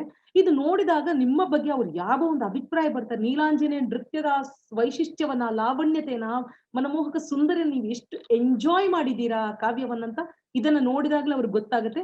ಹಾಗೇನೆ ಅದು ಸೂಚಿಸಿದ ಅರ್ಥ ಏನು ಅಂತ ಕೂಡ ನಿಮ್ಮ ಈ ಎರಡೇ ಸೆಂಟೆನ್ಸ್ ನಲ್ಲಿ, ಈ ಎರಡು ಸೆಂಟೆನ್ಸ್ ನೋಡಿದ ಕೂಡಲೇ ಗೊತ್ತಾಗ್ತದೆ ನೀವು ಈ ಆದಿ ಪುರಾಣವನ್ನ ಹೇಗೆ ಅರಿದು ಕುಡ್ದಿದ್ದೀರಾ ಅಂತ. ಗೊತ್ತಾಯ್ತಾ? ಅದು ಎಕ್ಸಾಂಪಲ್ಗೆ ತೋರಿಸ್ತಾ ಇದ್ದೀನಿ. ಹಾಗೇನೆ ಭರತ ಬಾಹುಬಲಿ ಯುದ್ಧ ಪ್ರಸಂಗ, ಈ ರೀತಿ ಬೇರೆ ಬೇರೆ ಬೇರೆ ಬೇರೆ ನೋಡಿ. ಇದೊಂದು ನೋಡಿ, ಇದೆಲ್ಲ ಪಂಪ ಒಂದು ಟೆಕ್ಸ್ಟ್ ನ ಬಗ್ಗೆ ನಾನು ಬರ್ದಿರೋಂತ ನೋಟ್ಸು. ಕರ್ಣನ ಬಗ್ಗೆ ಸರ್ ಹೇಳಿದ್ರು, ಒಂದು ಸ್ಟ್ರೈಕಿಂಗ್ ಅಟ್ಯಾಕ್ ರೀತಿಯಲ್ಲಿ ನಿಮ್ಮ ಇಂಟ್ರೊಡಕ್ಷನ್ ಇರ್ಬೇಕು ಅಂತ. ನೋಡಿ, ಕರ್ಣನ ಬಗ್ಗೆ ತುಂಬಾ ಜನ ಬರೀತಾರೆ, ಕರ್ಣ ದುರ್ಯೋಧನನ ಬಹಳ ಪ್ರೀತಿಯ ವ್ಯಕ್ತಿ ಆಗಿದೆ ಅಂತ. ನಾನೇನು ಹೆಡ್ಡಿಂಗ್ ಕೊಟ್ಟಿದ್ದೀನಿ ನೋಡಿ, ವಿಧಿ ಕತ್ತರಿಸಿದ ಹೆಬ್ಬೆರಳು ನೀನಾದೆ ಕರ್ಣ, ಅವತ್ತು ಏಕಲವ್ಯನ ಹೆಬ್ಬೆರಳು ಯಾರು ಕತ್ತರಿಸಿದ್ರು? ಅವರ ಗುರುಗಳು. ಆದ್ರೆ ಕರ್ಣ ಯಾಕೆಂತ ಕೇಳಿ, ಸೂರ್ಯನ ಪುತ್ರನಾಗಿ ಜನಿಸಿ ಮೊದಲಿನಿಂದ ಕೊನೆಯವರೆಗೂ ಕತ್ತಲಿನಲ್ಲಿ, ಅವನು ಸೂರ್ಯ ಪುತ್ರ ಆದ್ರೆ ಅವನು ಅಡಗಿರುವುದು ಕತ್ತಲಲ್ಲಿ. ಅವನ ಜೀವನ ಪೂರ್ತಿ ಹುಟ್ಟಿನಿಂದ ಸಾವಿನವರೆಗೂ ದುರ್ವಿಧಿಯ ಕತ್ತಲಲ್ಲಿ ಅಡಗಿ ಮನೋವೇದನೆ ಪಾಡುವ ಪಾತ್ರ ಕರ್ಣನದು. ಕರ್ಣ ಹುಡುಗುತನದ ತುಡುಗಿಯ ಅವಿವೇಕದ ಫಲವಾಗಿ ಜನಿಸಿದವನು. ಅದಕ್ಕೋಸ್ಕರ ನಾನು ಹೆಡ್ಡಿಂಗ್ ಕೊಟ್ಟಿರುವಂತದ್ದು ವಿಧಿ ಕತ್ತರಿಸಿದ ಹೆಬ್ಬೆರಳು ನೀನಾದೆ ಕರ್ಣ. ನಿಮ್ಮ ಒಂದು ಇಂಟ್ರೊಡಕ್ಷನ್ ನೋಡುವಾಗ್ಲೇ ನಿಮ್ಮ ಮೌಲ್ಯಮಾಪಕರು ಅನ್ನುವಂಗೆ ಇರ್ಬೇಕು ಅನ್ನೋ ಒಂದು ಉದ್ದೇಶದಿಂದ ನಿಮ್ಗೆ ಇಲ್ಲಿ ನೋಟ್ಸ್ ಕೊಟ್ಟಿರುವಂತದ್ದು. ಇರ್ಲಿ, ಇದು ನಿಮ್ಗೆ ನಾನು ಒಂದು ಎಕ್ಸಾಂಪಲ್ ಕೊಟ್ಟಿರುವಂತದ್ದು. ಈ ರೀತಿಯ ನೋಟ್ಸ್ಗಳು ನಾವು ಯಾವ ದಿವಸ ಪಾಠ ಮಾಡ್ತೀವಿ ಅದೇ ದಿವಸ ನಿಮ್ಗೆ ನಾವು ಆ ದಿವಸ ಸ್ಕ್ಯಾನಿಂಗ್ ಮಾಡಿ ನಿಮ್ಗೆ ಈ ಟೆಕ್ಸ್ಟ್ ನೋಟ್ಸ್ ಗಳನ್ನ ಕಳಿಸ್ತೀವಿ. ನೋಡಿ, ಪಂಪ ಭಾರತದಲ್ಲಿ ಯುಗ ಧರ್ಮ ನೋಡಿ, ಇಲ್ಲಿ ಪೇಜ್ ನಂಬರ್ ನೋಡಿ ಎಷ್ಟಿದೆ ಅಂತ. ಪಂಪನ ಒಂದು ಪ್ರಶ್ನೆಗೆ 22 ಪುಟಗಳ ಆನ್ಸರ್ ನಾನು ಕೊಟ್ಟಿದ್ದೆ. ಬೇರೆ ಬೇರೆ ಬೇರೆ ಬೇರೆ ರೀತಿಯಲ್ಲಿ ಪ್ರಶ್ನೆಗಳನ್ನ ಮಾಡಿ ಇಲ್ಲಿ ಆನ್ಸರ್ಗಳು. ಹಾಗೇನೆ ಬಸವಣ್ಣನ ವಚನಗಳ ಬಗ್ಗೆ ಆಗಿರ್ಲಿ, ಅದರಲ್ಲಿ ಕಾಯಕ ಪ್ರಜ್ಞೆ ಯಾವುದು, ಅವರ ಪ್ರಾಣಿರೂಪಗಳು ಯಾವುದು, ಅವರ ಭಕ್ತಿ ಸ್ವರೂಪ ಯಾವುದು, ಈವಾಗ ವಚನಗಳ ವೈಶಿಷ್ಟ್ಯತೆ ಪ್ರೆಸೆಂಟ್ ಲೈಫ್ಗೆ ಏನು ಅಂದ್ರೆ ಅದು ಪ್ರಶ್ನೆ ಇದುವರೆಗೂ ಕೇಳಿಲ್ಲ, ನಾನೇ ಕ್ರಿಯೇಟ್ ಮಾಡ್ಕೊಂಡಿರುವಂತದ್ದು. ವೈಶಿಷ್ಟ್ಯತೆ ಏನು, ಮತ್ತೆ ಸ್ತ್ರೀ ಇವಾಗ ಫೆಮಿನಿಸಂ ತುಂಬಾ ಇದೆಯಲ್ಲ, ಸೊ ಅಕ್ಕ ಮಹಾದೇವಿ ಹೇಗೆ ರೂಪಕ ಆಗ್ತಾಳೆ, ಈ ರೀತಿ ಬೇರೆ ಬೇರೆ ಬೇರೆ ರೀತಿಯಾದ ಪ್ರಶ್ನೆಗಳನ್ನ ಕ್ರಿಯೇಟ್ ಮಾಡ್ಕೊಂಡು ಸರ್ ನಿಮ್ಗೆ ಅವಾಗ ಏನ್ ಹೇಳಿದ್ರು, ನಿಮ್ಮಲ್ಲಿ ವಿಚಕ್ಷಣಾ ಜ್ಞಾನವನ್ನ ವಿಶ್ಲೇಷಣಾ ಜ್ಞಾನವನ್ನ ಬೆಳೆಸ್ತೇವೆ ಅಂತ. ಆ ರೀತಿಯಾಗಿ ನಿಮಗೆ ನಾನು ನೋಟ್ಸ್ ಕೊಟ್ಟು, ನೀವು ಸರ್ ನೋಟ್ಸ್ ನಿಮ್ಗೆ ಬುಲೆಟ್ ಪಾಯಿಂಟ್ಸ್ ಕೊಡ್ತಾರೆ, ನೀವು ಅದನ್ನು ವಿವರಿಸ್ಬೇಕು, ವಿವರಣೆ ಮಾಡ್ಬೇಕು. ಆ ವಿವರಣೆ ಹೇಗೆ ಮಾಡುದು, ಹೇಗೆ ಹೊಸ ಹೊಸ ಚಂದದ ಪದ್ಯಗಳನ್ನ, ರಮ್ಯವಾದ ಉಜ್ವಲವಾದ ಬೆಳಗುವ ಪದ್ಯಗಳನ್ನ ಹೇಗೆ ಹಾಕುದು, ಸೆಂಟೆನ್ಸ್ ಫ್ರೇಮಿಂಗ್ ಹೇಗೆ ಮಾಡುದು, ಮತ್ತು ಒಂದು ಫ್ಲೋ ನಲ್ಲಿ ತಗೊಂಡು ಬರೋದು ಹೇಗೆ, ಒಂದು ಪ್ಯಾರಾಗ್ರಾಫ್ ಕಟ್ ಮಾಡಿ ಒಂದು ಪ್ಯಾರಾಗ್ರಾಫ್ ತೊಡಗಿಸುದು ಹೇಗೆ, ಇಂಟ್ರೊಡಕ್ಷನ್ ಹೇಗೆ, ಕನ್ಕ್ಲೂಷನ್ ಹೇಗೆ, ಇದೆಲ್ಲವೂ ನನ್ನ ನೋಟ್ಸ್ ನಲ್ಲಿ ಲೈವ್ ಆಗಿ ಸಿಗ್ತದೆ. ಅಲ್ಲಿ ಸರ್ ನಿಮ್ಮ ಕೈ ಬಿಡುದಿಲ್ಲ, ಬರೇ ನೀವು ಬುಲೆಟ್ ಪಾಯಿಂಟ್ಸ್ ಕೊಟ್ಟು ನೀವೇ ಬರೀ ಅಂತ ಕೈ ಬಿಡುದಿಲ್ಲ. ಆವಾಗ ಸಪೋರ್ಟ್ಗೆ ಇಲ್ಲಿ ನಾನು ಬರ್ತೀನಿ. ಆದ್ರೆ ಈ ಸಪೋರ್ಟ್ಗೆ ನಾನಿಲ್ಲಿ ಬಂದು ನಿಮ್ಮನ್ನ ಏನು ಎಕ್ಸಾಕ್ಟ್ ಪ್ರಶ್ನೆಗಳನ್ನ ಕೇಳಿಬಿಟ್ಟು ಇಲ್ಲಿ ನಾನು ನಿಮ್ಮನ್ನ ಲಾಲನೆ ಮಾಡ್ತಾ ಇದ್ದಾಗೇನೆ ಸರ್ ಮತ್ತೆ ನಿಮ್ಮನ್ನು ಹಿಡಿತಾರೆ ಹೊಸ ಹೊಸ ರೀತಿಯ ಪ್ರಶ್ನೆ. ಯಾಕಂದ್ರೆ ಸರ್ಗೆ ಇರುವಂತ ಅನುಭವ ಸರ್ ಹೇಳಿಲ್ಲ, ಅವರು ಇವ್ಯಾಲ್ಯುಯೇಟರ್ ಆಗಿ ವರ್ಕ್ ಮಾಡಿದವರು, UPSC ನಲ್ಲಿ ಇವ್ಯಾಲ್ಯುಯೇಟರ್ ಆಗಿ ಹಲವು ವರ್ಷಗಳ ಕಾಲ ವರ್ಕ್ ಮಾಡಿದ್ರು. ಹಾಗೆ ಎಲ್ಲರಿಗಿಂತ ಚೆನ್ನಾಗಿ ಇವ್ಯಾಲ್ಯುಯೇಟರ್ಗಳಷ್ಟು ಚೆನ್ನಾಗಿ ಉಳಿದವರು ಯಾರು ಅರ್ಥ ಮಾಡ್ಕೊಳ್ಳಿಕ್ಕೆ ಸಾಧ್ಯ ಇಲ್ಲ.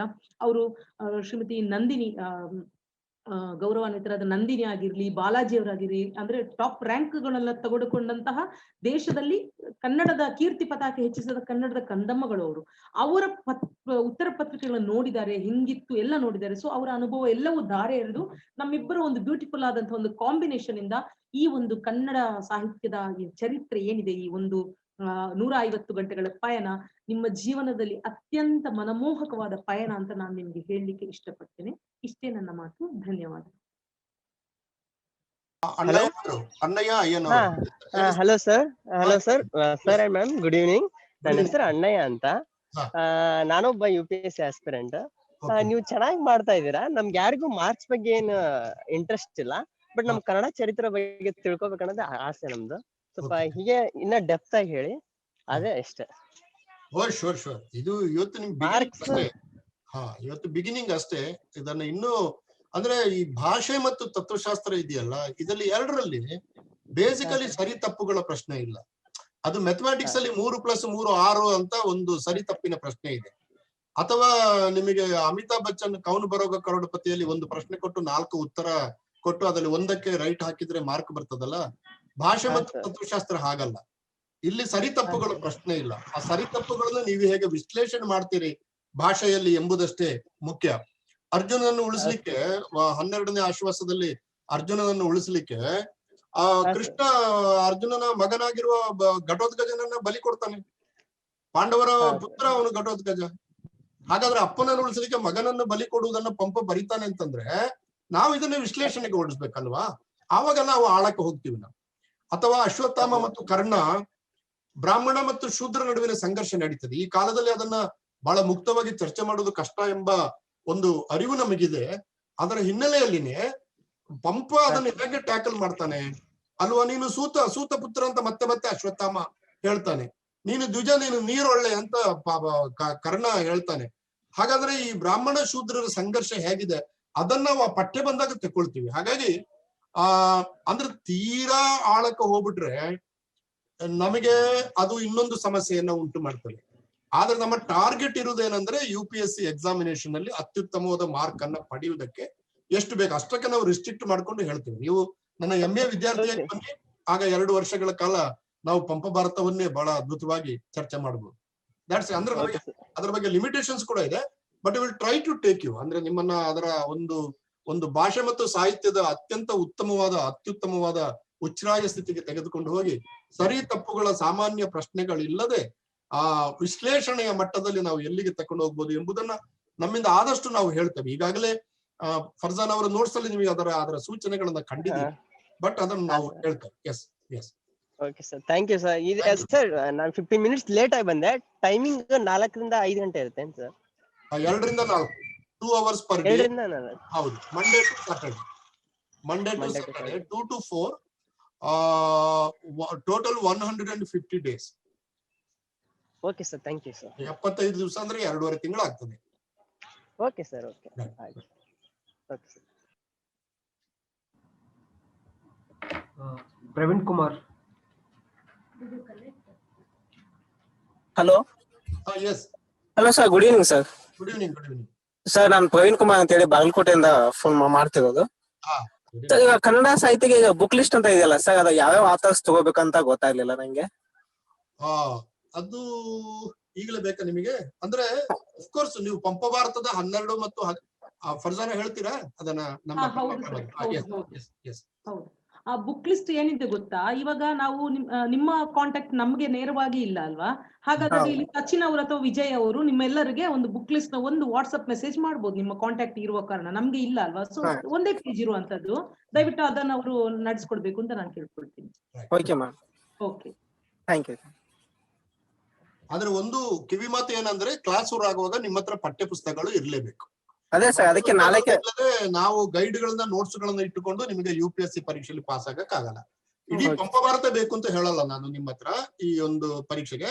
ಆದ್ರೆ 12ನೇ ಮತ್ತು 13ನೇ ಆಶ್ವಾಸದ ಜೆರಾಕ್ಸ್ಗಳು, ಆಮೇಲೆ ಕುಮಾರವ್ಯಾಸ ಭಾರತದ ಕರ್ಣ ಪರ್ವತದ ಜೆರಾಕ್ಸ್, ಆಮೇಲೆ ಕನಕದಾಸರ ಸಂಪುಟ, ಜನಪ್ರಿಯ ಸಂಪುಟ, ವಚನ ಕಮ್ಮಟ, ನಂಬಿಯಣ್ಣನರಗಳೆ, ಇದೆಲ್ಲ ನಿಮಗೆ ಸಿಗುತ್ತದೆ, ಪುಸ್ತಕಗಳು ಸಿಗ್ತವೆ. ಆಮೇಲೆ ಹೊಸಗನ್ನಡದಲ್ಲಿ ಬಹಳ ಇಂಪಾರ್ಟೆಂಟ್, ಹೊಸಗನ್ನಡ ಕವಿತೆ ಮತ್ತು ಹೊಸಗನ್ನಡ ಕಥೆಗಳು ಪಠ್ಯಗಳು ಇಲ್ಲದೆ ಆ ಕಥೆಗಳನ್ನು ನೀವು ಓದದಿದ್ರೆ ನಾವು ಪಾಠ ಮಾಡೋದೇ ಅರ್ಥ ಆಗುವ ಸಾಧ್ಯತೆಗಳಿಲ್ಲ. ನಾವು ಜಿಸ್ಟ್ ಹೇಳ್ತೇವೆ, ಕಥೆಯ ಜಿಸ್ಟ್. ಈಗ ರಾಮಾಯಣದ ಜಿಸ್ಟ್ ಅನ್ನ ನೀವು ಹೇಳಿಬಿಡ್ಬೋದು. ರಾಮನ ಹೆಂಡತಿಯನ್ನು ರಾವಣ ಕದ್ಕೊಂಡು ಹೋದ, ರಾಮ ಹೋಗಿ ರಾವಣನನ್ನು ಕೊಂದು ಸೀತೆಯನ್ನು ತಂದ ಅಂತ 2 ವಾಕ್ಯದಲ್ಲಿ ರಾಮಾಯಣವನ್ನು ಹೇಳ್ಬೋದು. ಆದ್ರೆ ಅದರಿಂದ ವಾಲ್ಮೀಕಿ ರಾಮಾಯಣಕ್ಕೆ ಯಾವ ನ್ಯಾಯ ಒದಗಿಸಿದಾಗ ಕೂಡ ಆಗಿಲ್ಲ. ಸೊ ಜಿಸ್ಟ್ ಹೇಳೋದಿದೆಯಲ್ಲ ಸಾಹಿತ್ಯದಲ್ಲಿ ನಾವು ಮಾಡ್ತೇವೆ, ಅದ್ರ ಕಷ್ಟ. ಆದ್ರಿಂದ ಹೊಸಗನ್ನಡ ಕವಿತೆಗಳು, ಹೊಸಗನ್ನಡ ಕಥೆಗಳು, ಶೂದ್ರ ತಪಸ್ವಿ, ತುಗಲಕ್, ಮಾಧವಿ, ದೇವರು, ಬೆಟ್ಟದ ಜೀವ, ಈ ಕೃತಿಗಳನ್ನ ನೀವು ಈಗಲೇ ಓದ್ಲಿಕ್ಕೆ ಶುರು ಮಾಡ್ಬೇಕು. ನೀವು ಕ್ಲಾಸ್ ಶುರುವಾಗದೇ ಇರ್ಲಿ, ಆ ಪಠ್ಯಗಳನ್ನ ಇವತ್ತು ನಾನು ಹೇಳ್ತೇನೆ ವಿಜಯ್ ಅವರಿಗೆ ನಿಮಗೆ ಕಳಿಸಿಕೊಡ್ಲಿಕ್ಕೆ. ಅದನ್ನ ಆದಷ್ಟು ಬೇಗ ನೀವು ಪ್ರೊಕ್ಯೂರ್ ಮಾಡಿ ಆ ಪುಸ್ತಕಗಳು ನಿಮ್ಮ ಹತ್ರ ಇರ್ಬೇಕದು. ಪ್ರೀತಿ, ನಾನು ಒಂದು ಮಾತು ನಿಮಗೆ ಹೇಳಿದೆ ನೋಡಿ, ಕನ್ನಡದ ಅತ್ಯುತ್ತಮ ಪುಸ್ತಕಗಳನ್ನು ನೀವು ಓದ್ತೀರಿ. ಹಾಗಾಗಿ ಈ ಪುಸ್ತಕಗಳಿಗೆ ನೀವು ಮಾಡುವ ಇನ್ವೆಸ್ಟ್ಮೆಂಟ್ ಎಂದು ಕೂಡ ನಷ್ಟ ಆಗಿಲ್ಲ. ನೀವು UPSC ಪಾಸ್ ಆಗದಿರಿ, ಆದ್ರೆ ಈ ಪುಸ್ತಕಗಳು ನಿಮ್ಮ ಜೀವನದ ಕೊನೆಯವರೆಗೆ ನಿಮ್ಮ ಜೊತೆ ಇರ್ತವೆ. ಅವು ಕನ್ನಡದ ಅತ್ಯುತ್ತಮವಾದ ಪುಸ್ತಕಗಳು. Okay sir, thank you sir. Sridhar M.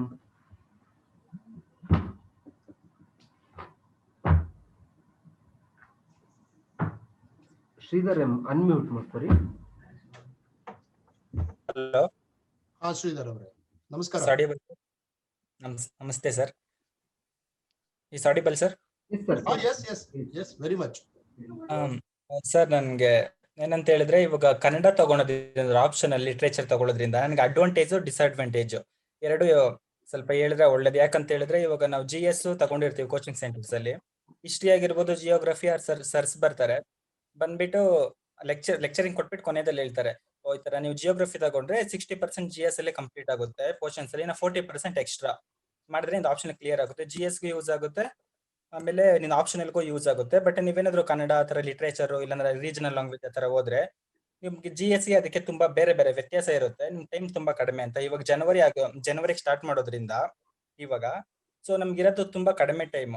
ನನಗೆ ಆಪ್ಷನ್ ಅಲ್ಲಿ ಇವಾಗ ಜೂನ್ಗೆ ಫಿಲಿಮ್ ಸ್ಟಾರ್ಟ್, ಹಂಗೆ ಸೆಪ್ಟೆಂಬರ್ಗೆ ಎಕ್ಸಾಮ್ ಸ್ಟಾರ್ಟ್ ಆಗುತ್ತೆ. ಆ ಕಡಿಮೆ ಸಮಯದಲ್ಲಿ ಇವಾಗ ನಾವು ಕನ್ನಡ ತಗೊಂಡ್ರೆ ಬುಕ್ ಒಂದು ಏನಿಲ್ಲ 45 ಟೆಕ್ಸ್ಟ್ ಬುಕ್ ಕವರ್ ಆಗುತ್ತೆ ಕನ್ನಡ. ಅವಾಗ ಅಷ್ಟನ್ನೆಲ್ಲ ಕವರ್ ಮಾಡಿ ನಾನು ರಿವಿಷನ್ ಮಾಡಬೇಕು. ರಿವಿಷನ್ ಮಾಡಿಲ್ಲ ಅಂದ್ರೆ ಓದಿದ್ದೆಲ್ಲ ತುಂಬಾ ವ್ಯರ್ಥ ಆಗುತ್ತೆ. ಅದಕ್ಕೆ ಡಿಸ್ಅಡ್ವಾಂಟೇಜ್ ಅಡ್ವಾಂಟೇಜ್ ಕಂಪೇರ್ ಮಾಡ್ಬಿಟ್ಟು ಸ್ವಲ್ಪ ಹೇಳಿ ಸರ್. GS ತಗೊಂಡ್ರೆ ಏನಾಗುತ್ತೆ, ಕನ್ನಡ ತಗೊಂಡ್ರೆ? ನಾನು ಮಾತಾಡ್ಲಾ ಹೇಳಿ ಹೇಳಿ Okay. ಹೇಳಿ ಹೇಳಿ. ಏನ್ ಗೊತ್ತಾ, ನೀವು ಓದಿದಿರಲ್ವಾ ಕನ್ನಡ ಸಾಹಿತ್ಯ? ಹೌದೌದು. ಮತ್ತೆ ನಾನು ನನ್ನ ಕ್ಲಾಸ್ಮೇಟ್ಸ್, ಸ್ಟೂಡೆಂಟ್ಸ್, ನೀವು ವಿದ್ವಾಂಸರು, ನಾವಿಲ್ಲಿ ಆ ಕಡೆ ಸ್ಟೂಡೆಂಟ್ಸ್ ಬಳಗವು ಈ ಕಡೆ ಇದೆ, ಈ ಕಡೆ ಫ್ಯಾಕಲ್ಟಿಗಳ ಬಳಗವು ಇದೆ. ಈ ರೀತಿಯಾಗಿ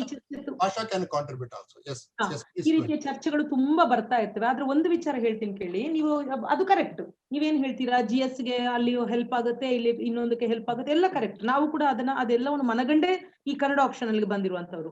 ಆದ್ರೆ ಒಂದು ವಿಚಾರ, ಅಲ್ಲಿ ಹಾಕಿರುವಂತಹ 60% ಎಫರ್ಟ್ ಅನ್ನ ಇಲ್ಲಿ ಹಾಕಿದ್ರೆ ನಿಮಗೆ ಅಂಕ ಗಳಿಸುವ ಸಾಧ್ಯತೆ ತುಂಬಾ ತುಂಬಾ ಹೈ ಇರುವಂತದ್ದು. ಇನ್ನೊಂದು, ಈ ಕನ್ನಡ ಲಿಟರೇಚರ್ಗೆ ಇವ್ಯಾಲ್ಯುಯೇಟರ್ಸ್ ನ ಒಂದು ಸೈಕಾಲಜಿ ಕೂಡ ತುಂಬಾ ಇಂಪಾರ್ಟೆಂಟ್ ಆಗುತ್ತೆ. ಅಲ್ಲಿ ಬೇರೆ ಸಬ್ಜೆಕ್ಟ್ಸ್ ಗಳ ಇರ್ತಾವಲ್ಲ, ಅದನ್ನೆಲ್ಲ ತುಂಬಾ ಡ್ರೈ ಆಗಿ ಅಲ್ಲಿ ನಿಮ್ಗೆ ಇವ್ಯಾಲ್ಯುಯೇಷನ್ ಆಗ್ತಾ ಇರುತ್ತೆ. ಆದ್ರೆ ಕನ್ನಡ ಲಿಟರೇಚರ್ಗೆ ಇಲ್ಲಿ ಡೆಲ್ಲಿನಲ್ಲಿ ಏನ್ ಆಗ್ತಾ ಇರುತ್ತೆ, ಅದು ಅಲ್ಲಿ ಒಂದು ಭಾವನಾತ್ಮಕವಾದ ಬಂಧ ಕೂಡ ಇರ್ತದೆ. ಸೊ ಹಾಗೆ ಆದ ಕಾರಣವೇ ಅದು ಬಹಳಷ್ಟು ಲಾಭದಾಯಕ ಆಗಿರುವಂತದ್ದು. ಮತ್ತೆ ಇನ್ನೊಂದು, ನಿಮ್ಮ ರೈಟಿಂಗ್ ಫ್ಲೋ, ಎಸ್ಸೆನಲ್ಲಿ ಎಲ್ಲ ಕಡೆ ವರ್ಕೌಟ್ ಆಗ್ತದೆ. ಇದನ್ನೆಲ್ಲ ಗೊತ್ತಿದ್ದೇ ತೆಗ್ದವ್ರೆ ತಾನೇ ಲಿಟ್ರೇಚರ್ ಅಲ್ಲಿ ದೇಶಕ್ಕೆ ಟಾಪರ್ ಆಗಿದ್ದವರು, ಅದು ಇಂಜಿನಿಯರಿಂಗ್ ಬ್ಯಾಕ್ ಗ್ರೌಂಡ್ ಇದ್ದವರು, ಹೌದಾ ಅಲ್ವಾ? ಇಲ್ಲ, ಯಾವುದೇ ಸಬ್ಜೆಕ್ಟ್ ಇರ್ಲಿ, ಯಾವುದೇ ವಿಷಯ ಇರ್ಲಿ, ಇದು ಈಸಿ, ಇದು ಸುಲಭ, ಇದು ಟಫ್ ಅನ್ನೋ ಕಾನ್ಸೆಪ್ಟ್ ಬರಲ್ಲ. ಯಾರು ತುಂಬಾ ಚೆನ್ನಾಗಿ ಮೆಂಟಲ್ ಎಬಿಲಿಟಿನ ಮಾಡ್ತಾರೆ ಅವರೇ ಹಿಸ್ಟ್ರಿನೂ ಸಹ ಚೆನ್ನಾಗಿ ಮಾಡೋದು. ಸೊ ಈ ಹಿನ್ನೆಲೆಯಲ್ಲಿ ನನ್ನ ಪ್ರಕಾರ ಐಚ್ಛಿಕ ವಿಷಯ ಅನ್ನೋದು ಅವರ ವೈಯಕ್ತಿಕ ಅಭಿರುಚಿಗೆ ಬಿಟ್ಟಂತಹ ವಿಷಯ. ಬಟ್ ಐಚ್ಛಿಕ ವಿಷಯನ ಎಷ್ಟು ಬಾರಿ ಓದಿದ್ರು ಬೇಜಾರಾಗಬಾರ್ದು. ಐಚ್ಛಿಕ ವಿಷಯನ ಅವರು 6 ಗಂಟೆಲಿ ಏನ್ ಬರೀತಾರೆ, ಮಾರ್ನಿಂಗ್ ನಿಮ್ಗೆ 250 ಮಾರ್ಕ್ಸ್, ಮಧ್ಯಾಹ್ನ 250 ಮಾರ್ಕ್ಸ್. ಜನರಲ್ ಸ್ಟಡೀಸ್ ನೀವು ಒಟ್ಟು 72 ಅವರ್ಸ್ 3 days ಅಲ್ಲಿ 18 ಅವರ್ಸ್ ನೀವು ಎಕ್ಸಾಮ್ ಹಾಲಲ್ಲೇ ಕೂತಿರ್ತೀರಾ. ಸೊ ಈ ಹಿನ್ನೆಲೆಯಲ್ಲಿ ನಾನು ಹೇಳ್ಬೇಕಂದ್ರೆ, ನೀವು ಐಚ್ಛಿಕ ವಿಷಯನ ಏನ್ ತಗೊಳ್ತೀರಾ ಅದು ಜನರಲ್ ಸ್ಟಡೀಸ್ ಆದ್ಮೇಲೆ ಬರುವಂತದ್ದು. ಒಂದ್ ದಿವಸ ಮ್ಯಾಕ್ಸಿಮಮ್ ಗ್ಯಾಪ್ ಇರುತ್ತೆ ರಿವೈಸ್ ಮಾಡೋದಕ್ಕೆ. So I am talking about 5 days of the UPSC mains exam. So ಯಾವ ವಿಷಯದಲ್ಲಿ ನಿಮ್ಗೆ ಸರಳವಾಗಿ ಸರಾಗವಾಗಿ ನಿಮ್ಗೆ ಮೈಂಡ್ ಮ್ಯಾಪ್ಸ್ ಮಾಡ್ಕೊಂಡು ಈಸಿಯಾಗಿ ಲೀಲಾಜಾಲವಾಗಿ ಫ್ಲೋ ಆಫ್ ಥಾಟ್ಸ್ ಇರುತ್ತೋ ಆ ಸಬ್ಜೆಕ್ಟ್ ನ ನೀವು ಯಾವ್ದೋ ನೋಟ್ ಸಿಕ್ಬಿಡ್ತು, ಮೆಟೀರಿಯಲ್ ಸಿಕ್ಬಿಡ್ತು, ಯಾರು ಸೀನಿಯರ್ಸ್ ದಾನ ಮಾಡ್ಬಿಟ್ರು, ಯಾವ್ದೋ ಕೋಚಿಂಗ್ ಇನ್ಸ್ಟಿಟ್ಯೂಟ್ ಅವ್ರು ಕೋಚಿಂಗ್ ಆಫರ್ ಮಾಡ್ಬಿಟ್ರು, ಈಸಿಯಾಗಿ ಇದು ಮಾರ್ಕೆಟ್ ಅಲ್ಲಿ ಹಿಂದಿನ ಸಕ್ಸಸ್ ರೇಷಿಯೋ ನೋಡಿದ್ರೆ ಇದು ಚೆನ್ನಾಗಿದೆ, ಈ ಸಬ್ಜೆಕ್ಟ್ ನ ನಾವು ತಗೋಬೇಕು ಅಂತ ನಿಮ್ ಮನ್ಸಿಗೆ ಬರ್ಬಾರ್ದು. ನಿಮ್ದೇ ಸ್ವಂತವಾದಂತಹ ಡಿಸಿಷನ್ ಇರ್ಬೇಕು. You should be honest failure than a corrupt success. ಅಂದ್ರೆ UPSC ಇಂಟರ್ವ್ಯೂ ಹೋದ್ರೆ ನೀವು UPSC ಇಂಟರ್ವ್ಯೂ ಆಗ್ಲಿಲ್ಲ ಅಂದ್ರೂ I have given my best shot in my life. Rest is left to the Almighty God and my parents' wishes. ಆ ತರ ನಿಮ್ಮಲ್ಲಿ pursuit of happiness ಅಂತ ಹೇಳ್ತೀವಲ್ಲ, ಸ್ಯಾಟಿಸ್ಫ್ಯಾಕ್ಷನ್ ಬರ್ಬೇಕು. ಆ ಪರಿಪಕ್ವತೆ ಯಾವಾಗ ಬರುತ್ತೆ ಅಂದ್ರೆ, ನೀವು ತುಂಬಾ ಚೆನ್ನಾಗಿ ಆಳವಾಗಿ ತಿಳ್ಕೊಂಡು ನಿಮ್ಮ ಕೈಲಾದಷ್ಟು ನೀವು ಶ್ರಮ ಪಟ್ಟು, ಸೊ ಇದನ್ ಮೀರಿ ನನ್ನಿಂದ ಏನು ಮಾಡಕ್ ಆಗಲ್ಲ ಅನ್ನುವಂತ ನಿಮ್ಗೆ ಒಂದು ಅಭಿಪ್ರಾಯ ನಿಮ್ಗೆ ಒಗ್ಗೂಡ್ಬೇಕು. ಓಕೆ, ಸೊ ಹಾಗಾಗ್ಬಿಟ್ಟು there is no blame game. Optional subject is purely your choice, but as a supplement and complementary we are there with you ಅಲ್ವಾ? ಸೊ ಆತರ ತಗೋಬೇಕು ನೀವು. ಕೋಚಿಂಗ್ ಇನ್ಸ್ಟಿಟ್ಯೂಟ್ಸ್ 10% ಎಫರ್ಟ್ಸ್ ಇರುತ್ತೆ, ಫ್ಯಾಕಲ್ಟೀಸ್ 10% ಎಫರ್ಟ್ಸ್ ಇರುತ್ತೆ, 80% candidates effort. Don't be under impression that 95% of the effort will be from coaching institute and faculties and 5% from your side. ಹಂಗಿದ್ರೆ ಯಾವ್ದು pass ಮಾಡಕ್ ಆಗಲ್ಲ. ಕಾಂಪಿಟೇಟಿವ್ ಎಕ್ಸಾಮ್ ಅಲ್ಲಿ ಯಾರು ರೋಲ್ ಮಾಡಲಿಲ್ಲ. ಪಾಸ್ ಆದ್ರ ನೀವು ಪಾಸ್ ಆದ್ರಿ, ಫೇಲ್ ಆದ್ರ ನೀವೇ ಫೇಲ್ ಆದ್ರಿ. No blame game. Okay, so this is a sort of incentive as well as a coaching which can easily provide you flow of thought, coherence of thought, and make you to have a presence of mind to get you adjusted to the scheme of examination and clear this marathon race. So idu namma kadeyinda aguvanta sanna sahaya, and till the end of your success all these faculties are with you.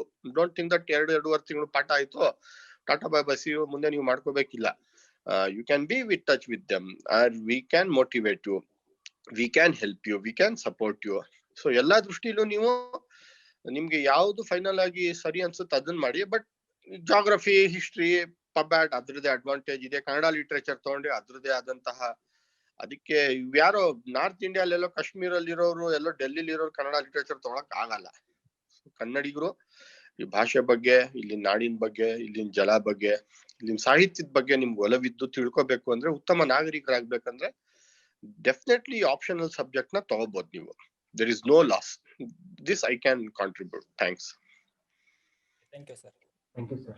Yeah, thank you. That's a perfect answer. Yeah. Tippeswamy. Good evening sir. ಮಾತಾಡಿ ಹೆಸರು ಹೇಳಿ ಮಾತಾಡಿ. Qualification. Tippeswamy sir, Tippeswamy ಚಿತ್ರದುರ್ಗದಿಂದ sir. Hello sir. Sir audible? ಮಾತಾಡಿ Tippeswamy, keep talking.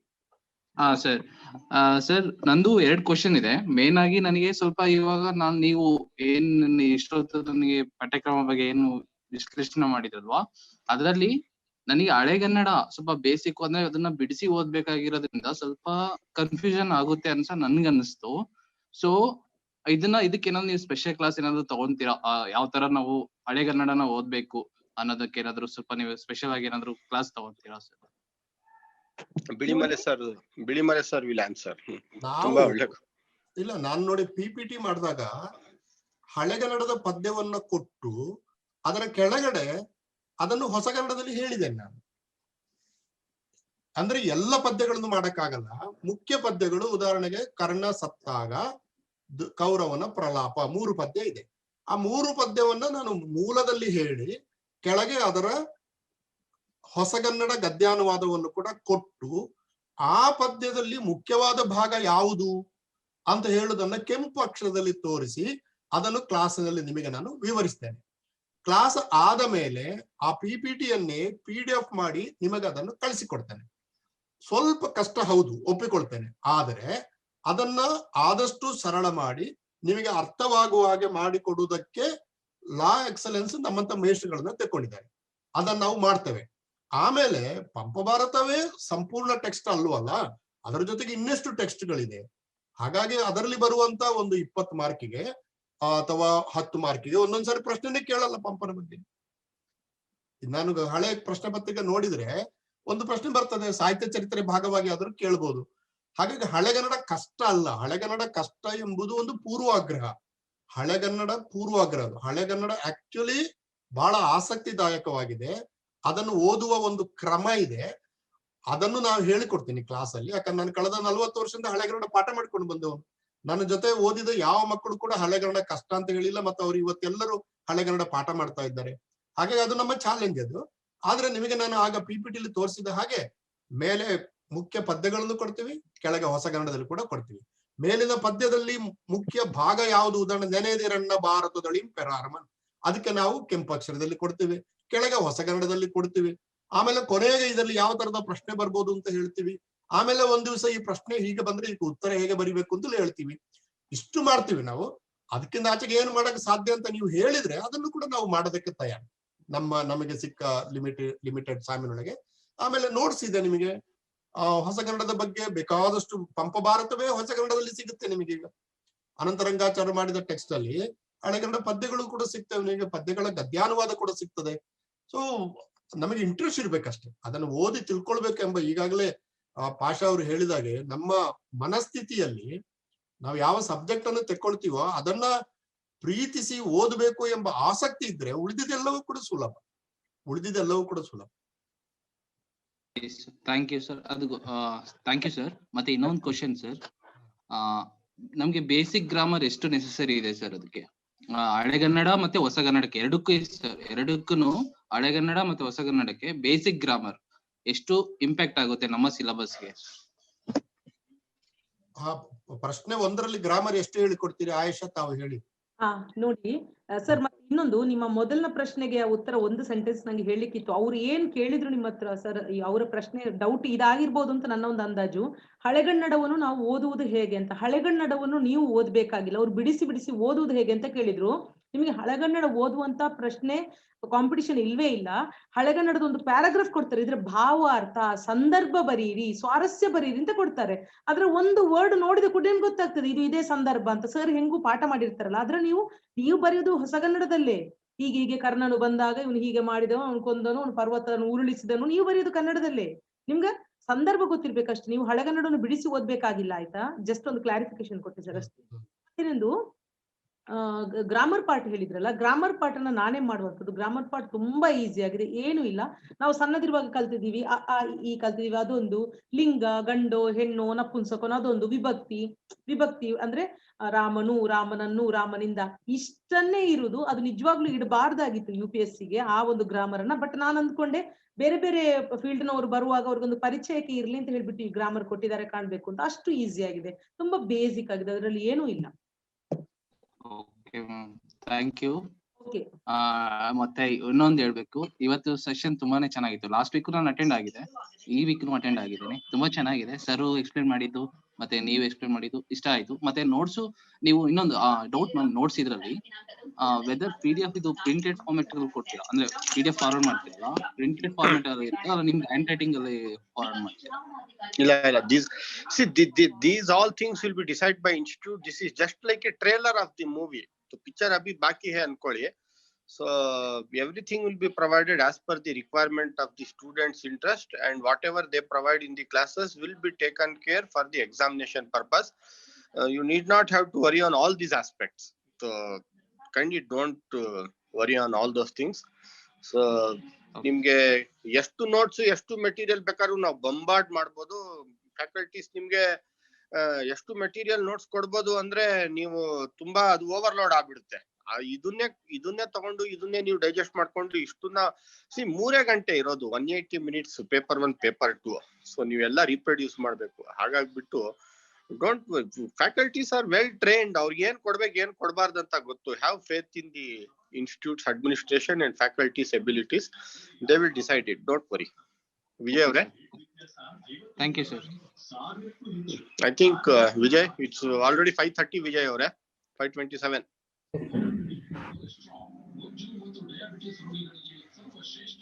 Last one student is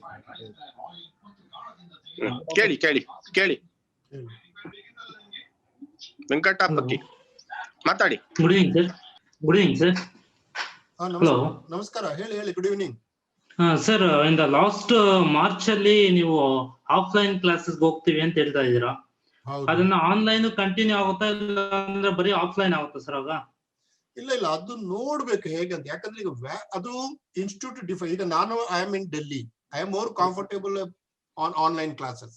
ನಾನು ಇಲ್ಲೇ ಕುತ್ಕೊಂಡು class ಮಾಡ್ಬೋದು. ಆದ್ರೆ ಹೆಚ್ಚಿನ ಮಕ್ಕಳು ಇಲ್ಲ, ನಮಗೊಂದು ಮುಖಾಮುಖಿ ಇಂಟರಾಕ್ಷನ್ ಆಗಬೇಕು ನಿಮ್ಮ ಜೊತೆ, ಪೋರ್ಷನ್ ಎಲ್ಲ ಮುಗಿದ ಮೇಲೆ ಪ್ರಶ್ನೋತ್ತರಗಳು ಇರ್ತವೆ, ಒಂದು ರಿವಿಷನ್ ನಮಗೆ ಮುಖಾಮುಖಿ ಆಗಬೇಕು ಅಂತ ಇಷ್ಟಪಟ್ರೆ ಆವಾಗ ನಾನು ಬೆಂಗಳೂರಿಗೆ ಬಂದು ನಿಮ್ ಜೊತೆ ಮುಖಾಮುಖಿ ಆಗಲಿಕ್ಕೆ ತಯಾರಿದ್ದೇನೆ. ಆದ್ರೆ I am more comfortable with online. ಯಾಕಂದ್ರೆ ನಾನು PPT ತೋರಿಸಬಹುದು, ನಿಮಗೆ PDF ಕೊಡ್ಬೋದು, ನೋಟ್ಸ್ ನಿಮ್ ಜೊತೆ ಹಂಚಿಕೊಳ್ಬಹುದು, ಆಮೇಲೆ ವಿಡಿಯೋಗಳನ್ನ ತೋರಿಸ್ಲಿಕ್ಕೆ ಇದು ಹೆಚ್ಚು ಅನುಕೂಲ ಆಗಿದೆ. ತುಂಬಾ ಈಗ ನಾನು ನಿಮಗೆ ಪಂಪ ಭಾರತದ ವಿಡಿಯೋ ಕೂಡ ತೋರಿಸಬಹುದು. ನಾನು ಕುಮಾರವ್ಯಾಸನ ಗಮಕ ನಾನು ರೆಡಿ ಮಾಡಿ ಇಟ್ಟಿದ್ದೇನೆ ನಿಮ್ಗೆ ಕೇಳಿಸ್ಲಿಕ್ಕೆ. ಭಾಮಿನಿ ಅಂದ್ರೆ ಏನು ಅಂತ ಒಂದು ಪ್ರಶ್ನೆ ಕೇಳ್ತಾರೆ, ಭಾಮಿನಿ ಅಂದ್ರೆ ಏನು ಅಂತ ಗೊತ್ತಿರ್ಬೇಕಾದ್ರೆ ನಿಮಗೆ ಒಂದು ವಿಡಿಯೋ ತೋರಿಸ್ತೀನಿ ನಾನು. ನೀವು ಒಂದ್ಸರಿ ಕೇಳಿಬಿಟ್ರೆ ನೀವು ಮತ್ತೆ ಮರೆಯೋದೇ ಇಲ್ಲ ಜೀವನದಲ್ಲಿ. ಎಕ್ಸಾಮಿನೇಷನ್ಗೆ ಅಲ್ಲ, ಇನ್ನು 30 ವರ್ಷ ಮರೆಯಲ್ಲ ನೀವು. ಅದೆಲ್ಲ ರೆಡಿ ಮಾಡಿ ಇಟ್ಟಿದ್ದೀವಿ ನಾವು. ಬಟ್ ಬೇಕು ಅಂತ ಹೇಳಿ ಸರ್, ಹೇಳಿ. We are in the working employee sir, already we are in the employee. Okay. That's why we are unable to attend in the offline classes. Then we will have both. ಆತರ ಇದ್ರೆ ನಾವು ಅಂದ್ರೆ ಆತರ institute ನಾವು design ಮಾಡಬಹುದು. That's fine. ನಿಮ್ಮ request ನ we have noted. At least I have noted. Okay. Okay. Thank you sir. Thank you. ಎಲ್ಲಿ ಕೆಲಸ ಮಾಡ್ತೀರಿ ವೆಂಕಟಪತಿ ಅವರು? KPTCL sir. Okay, great. Sarfraz Ahmed. Sir, good evening. Myself Sarfraz Ahmed. Sir, basically ನಾನು ಮೈಸೂರಿನ belong ಮಾಡ್ತೀನಿ. So right now I'm working in Defense Indian Air Force and presently posted in Gujarat headquarters, Ahmedabad. So sir, I'm deeply interested to attend the sessions online. ನಂದೊಂದು request ಏನು ಅಂತಂದ್ರೆ sir, ಈ ಒಂದು classes timing ಒಂದು flexible timing after 4 PM conduct ಮಾಡಲಿಕ್ಕೆ ಸಾಧ್ಯ ಆಗುತ್ತೆ sir? It's a very good question, Sarfaraz Ahmed, but management will decide that. So we are no way stand that. Management will take a call on it. They may be having recorded classes. Nimge help ಮಾಡ್ತಾರೆ, don't worry. And they will take care. Sir. Thanks for one and all. ಧನ್ಯವಾದಗಳು. Thank you sir. Thank you Pasha sir and Purushottam. Thank you sir. Thank you madam. Thank you.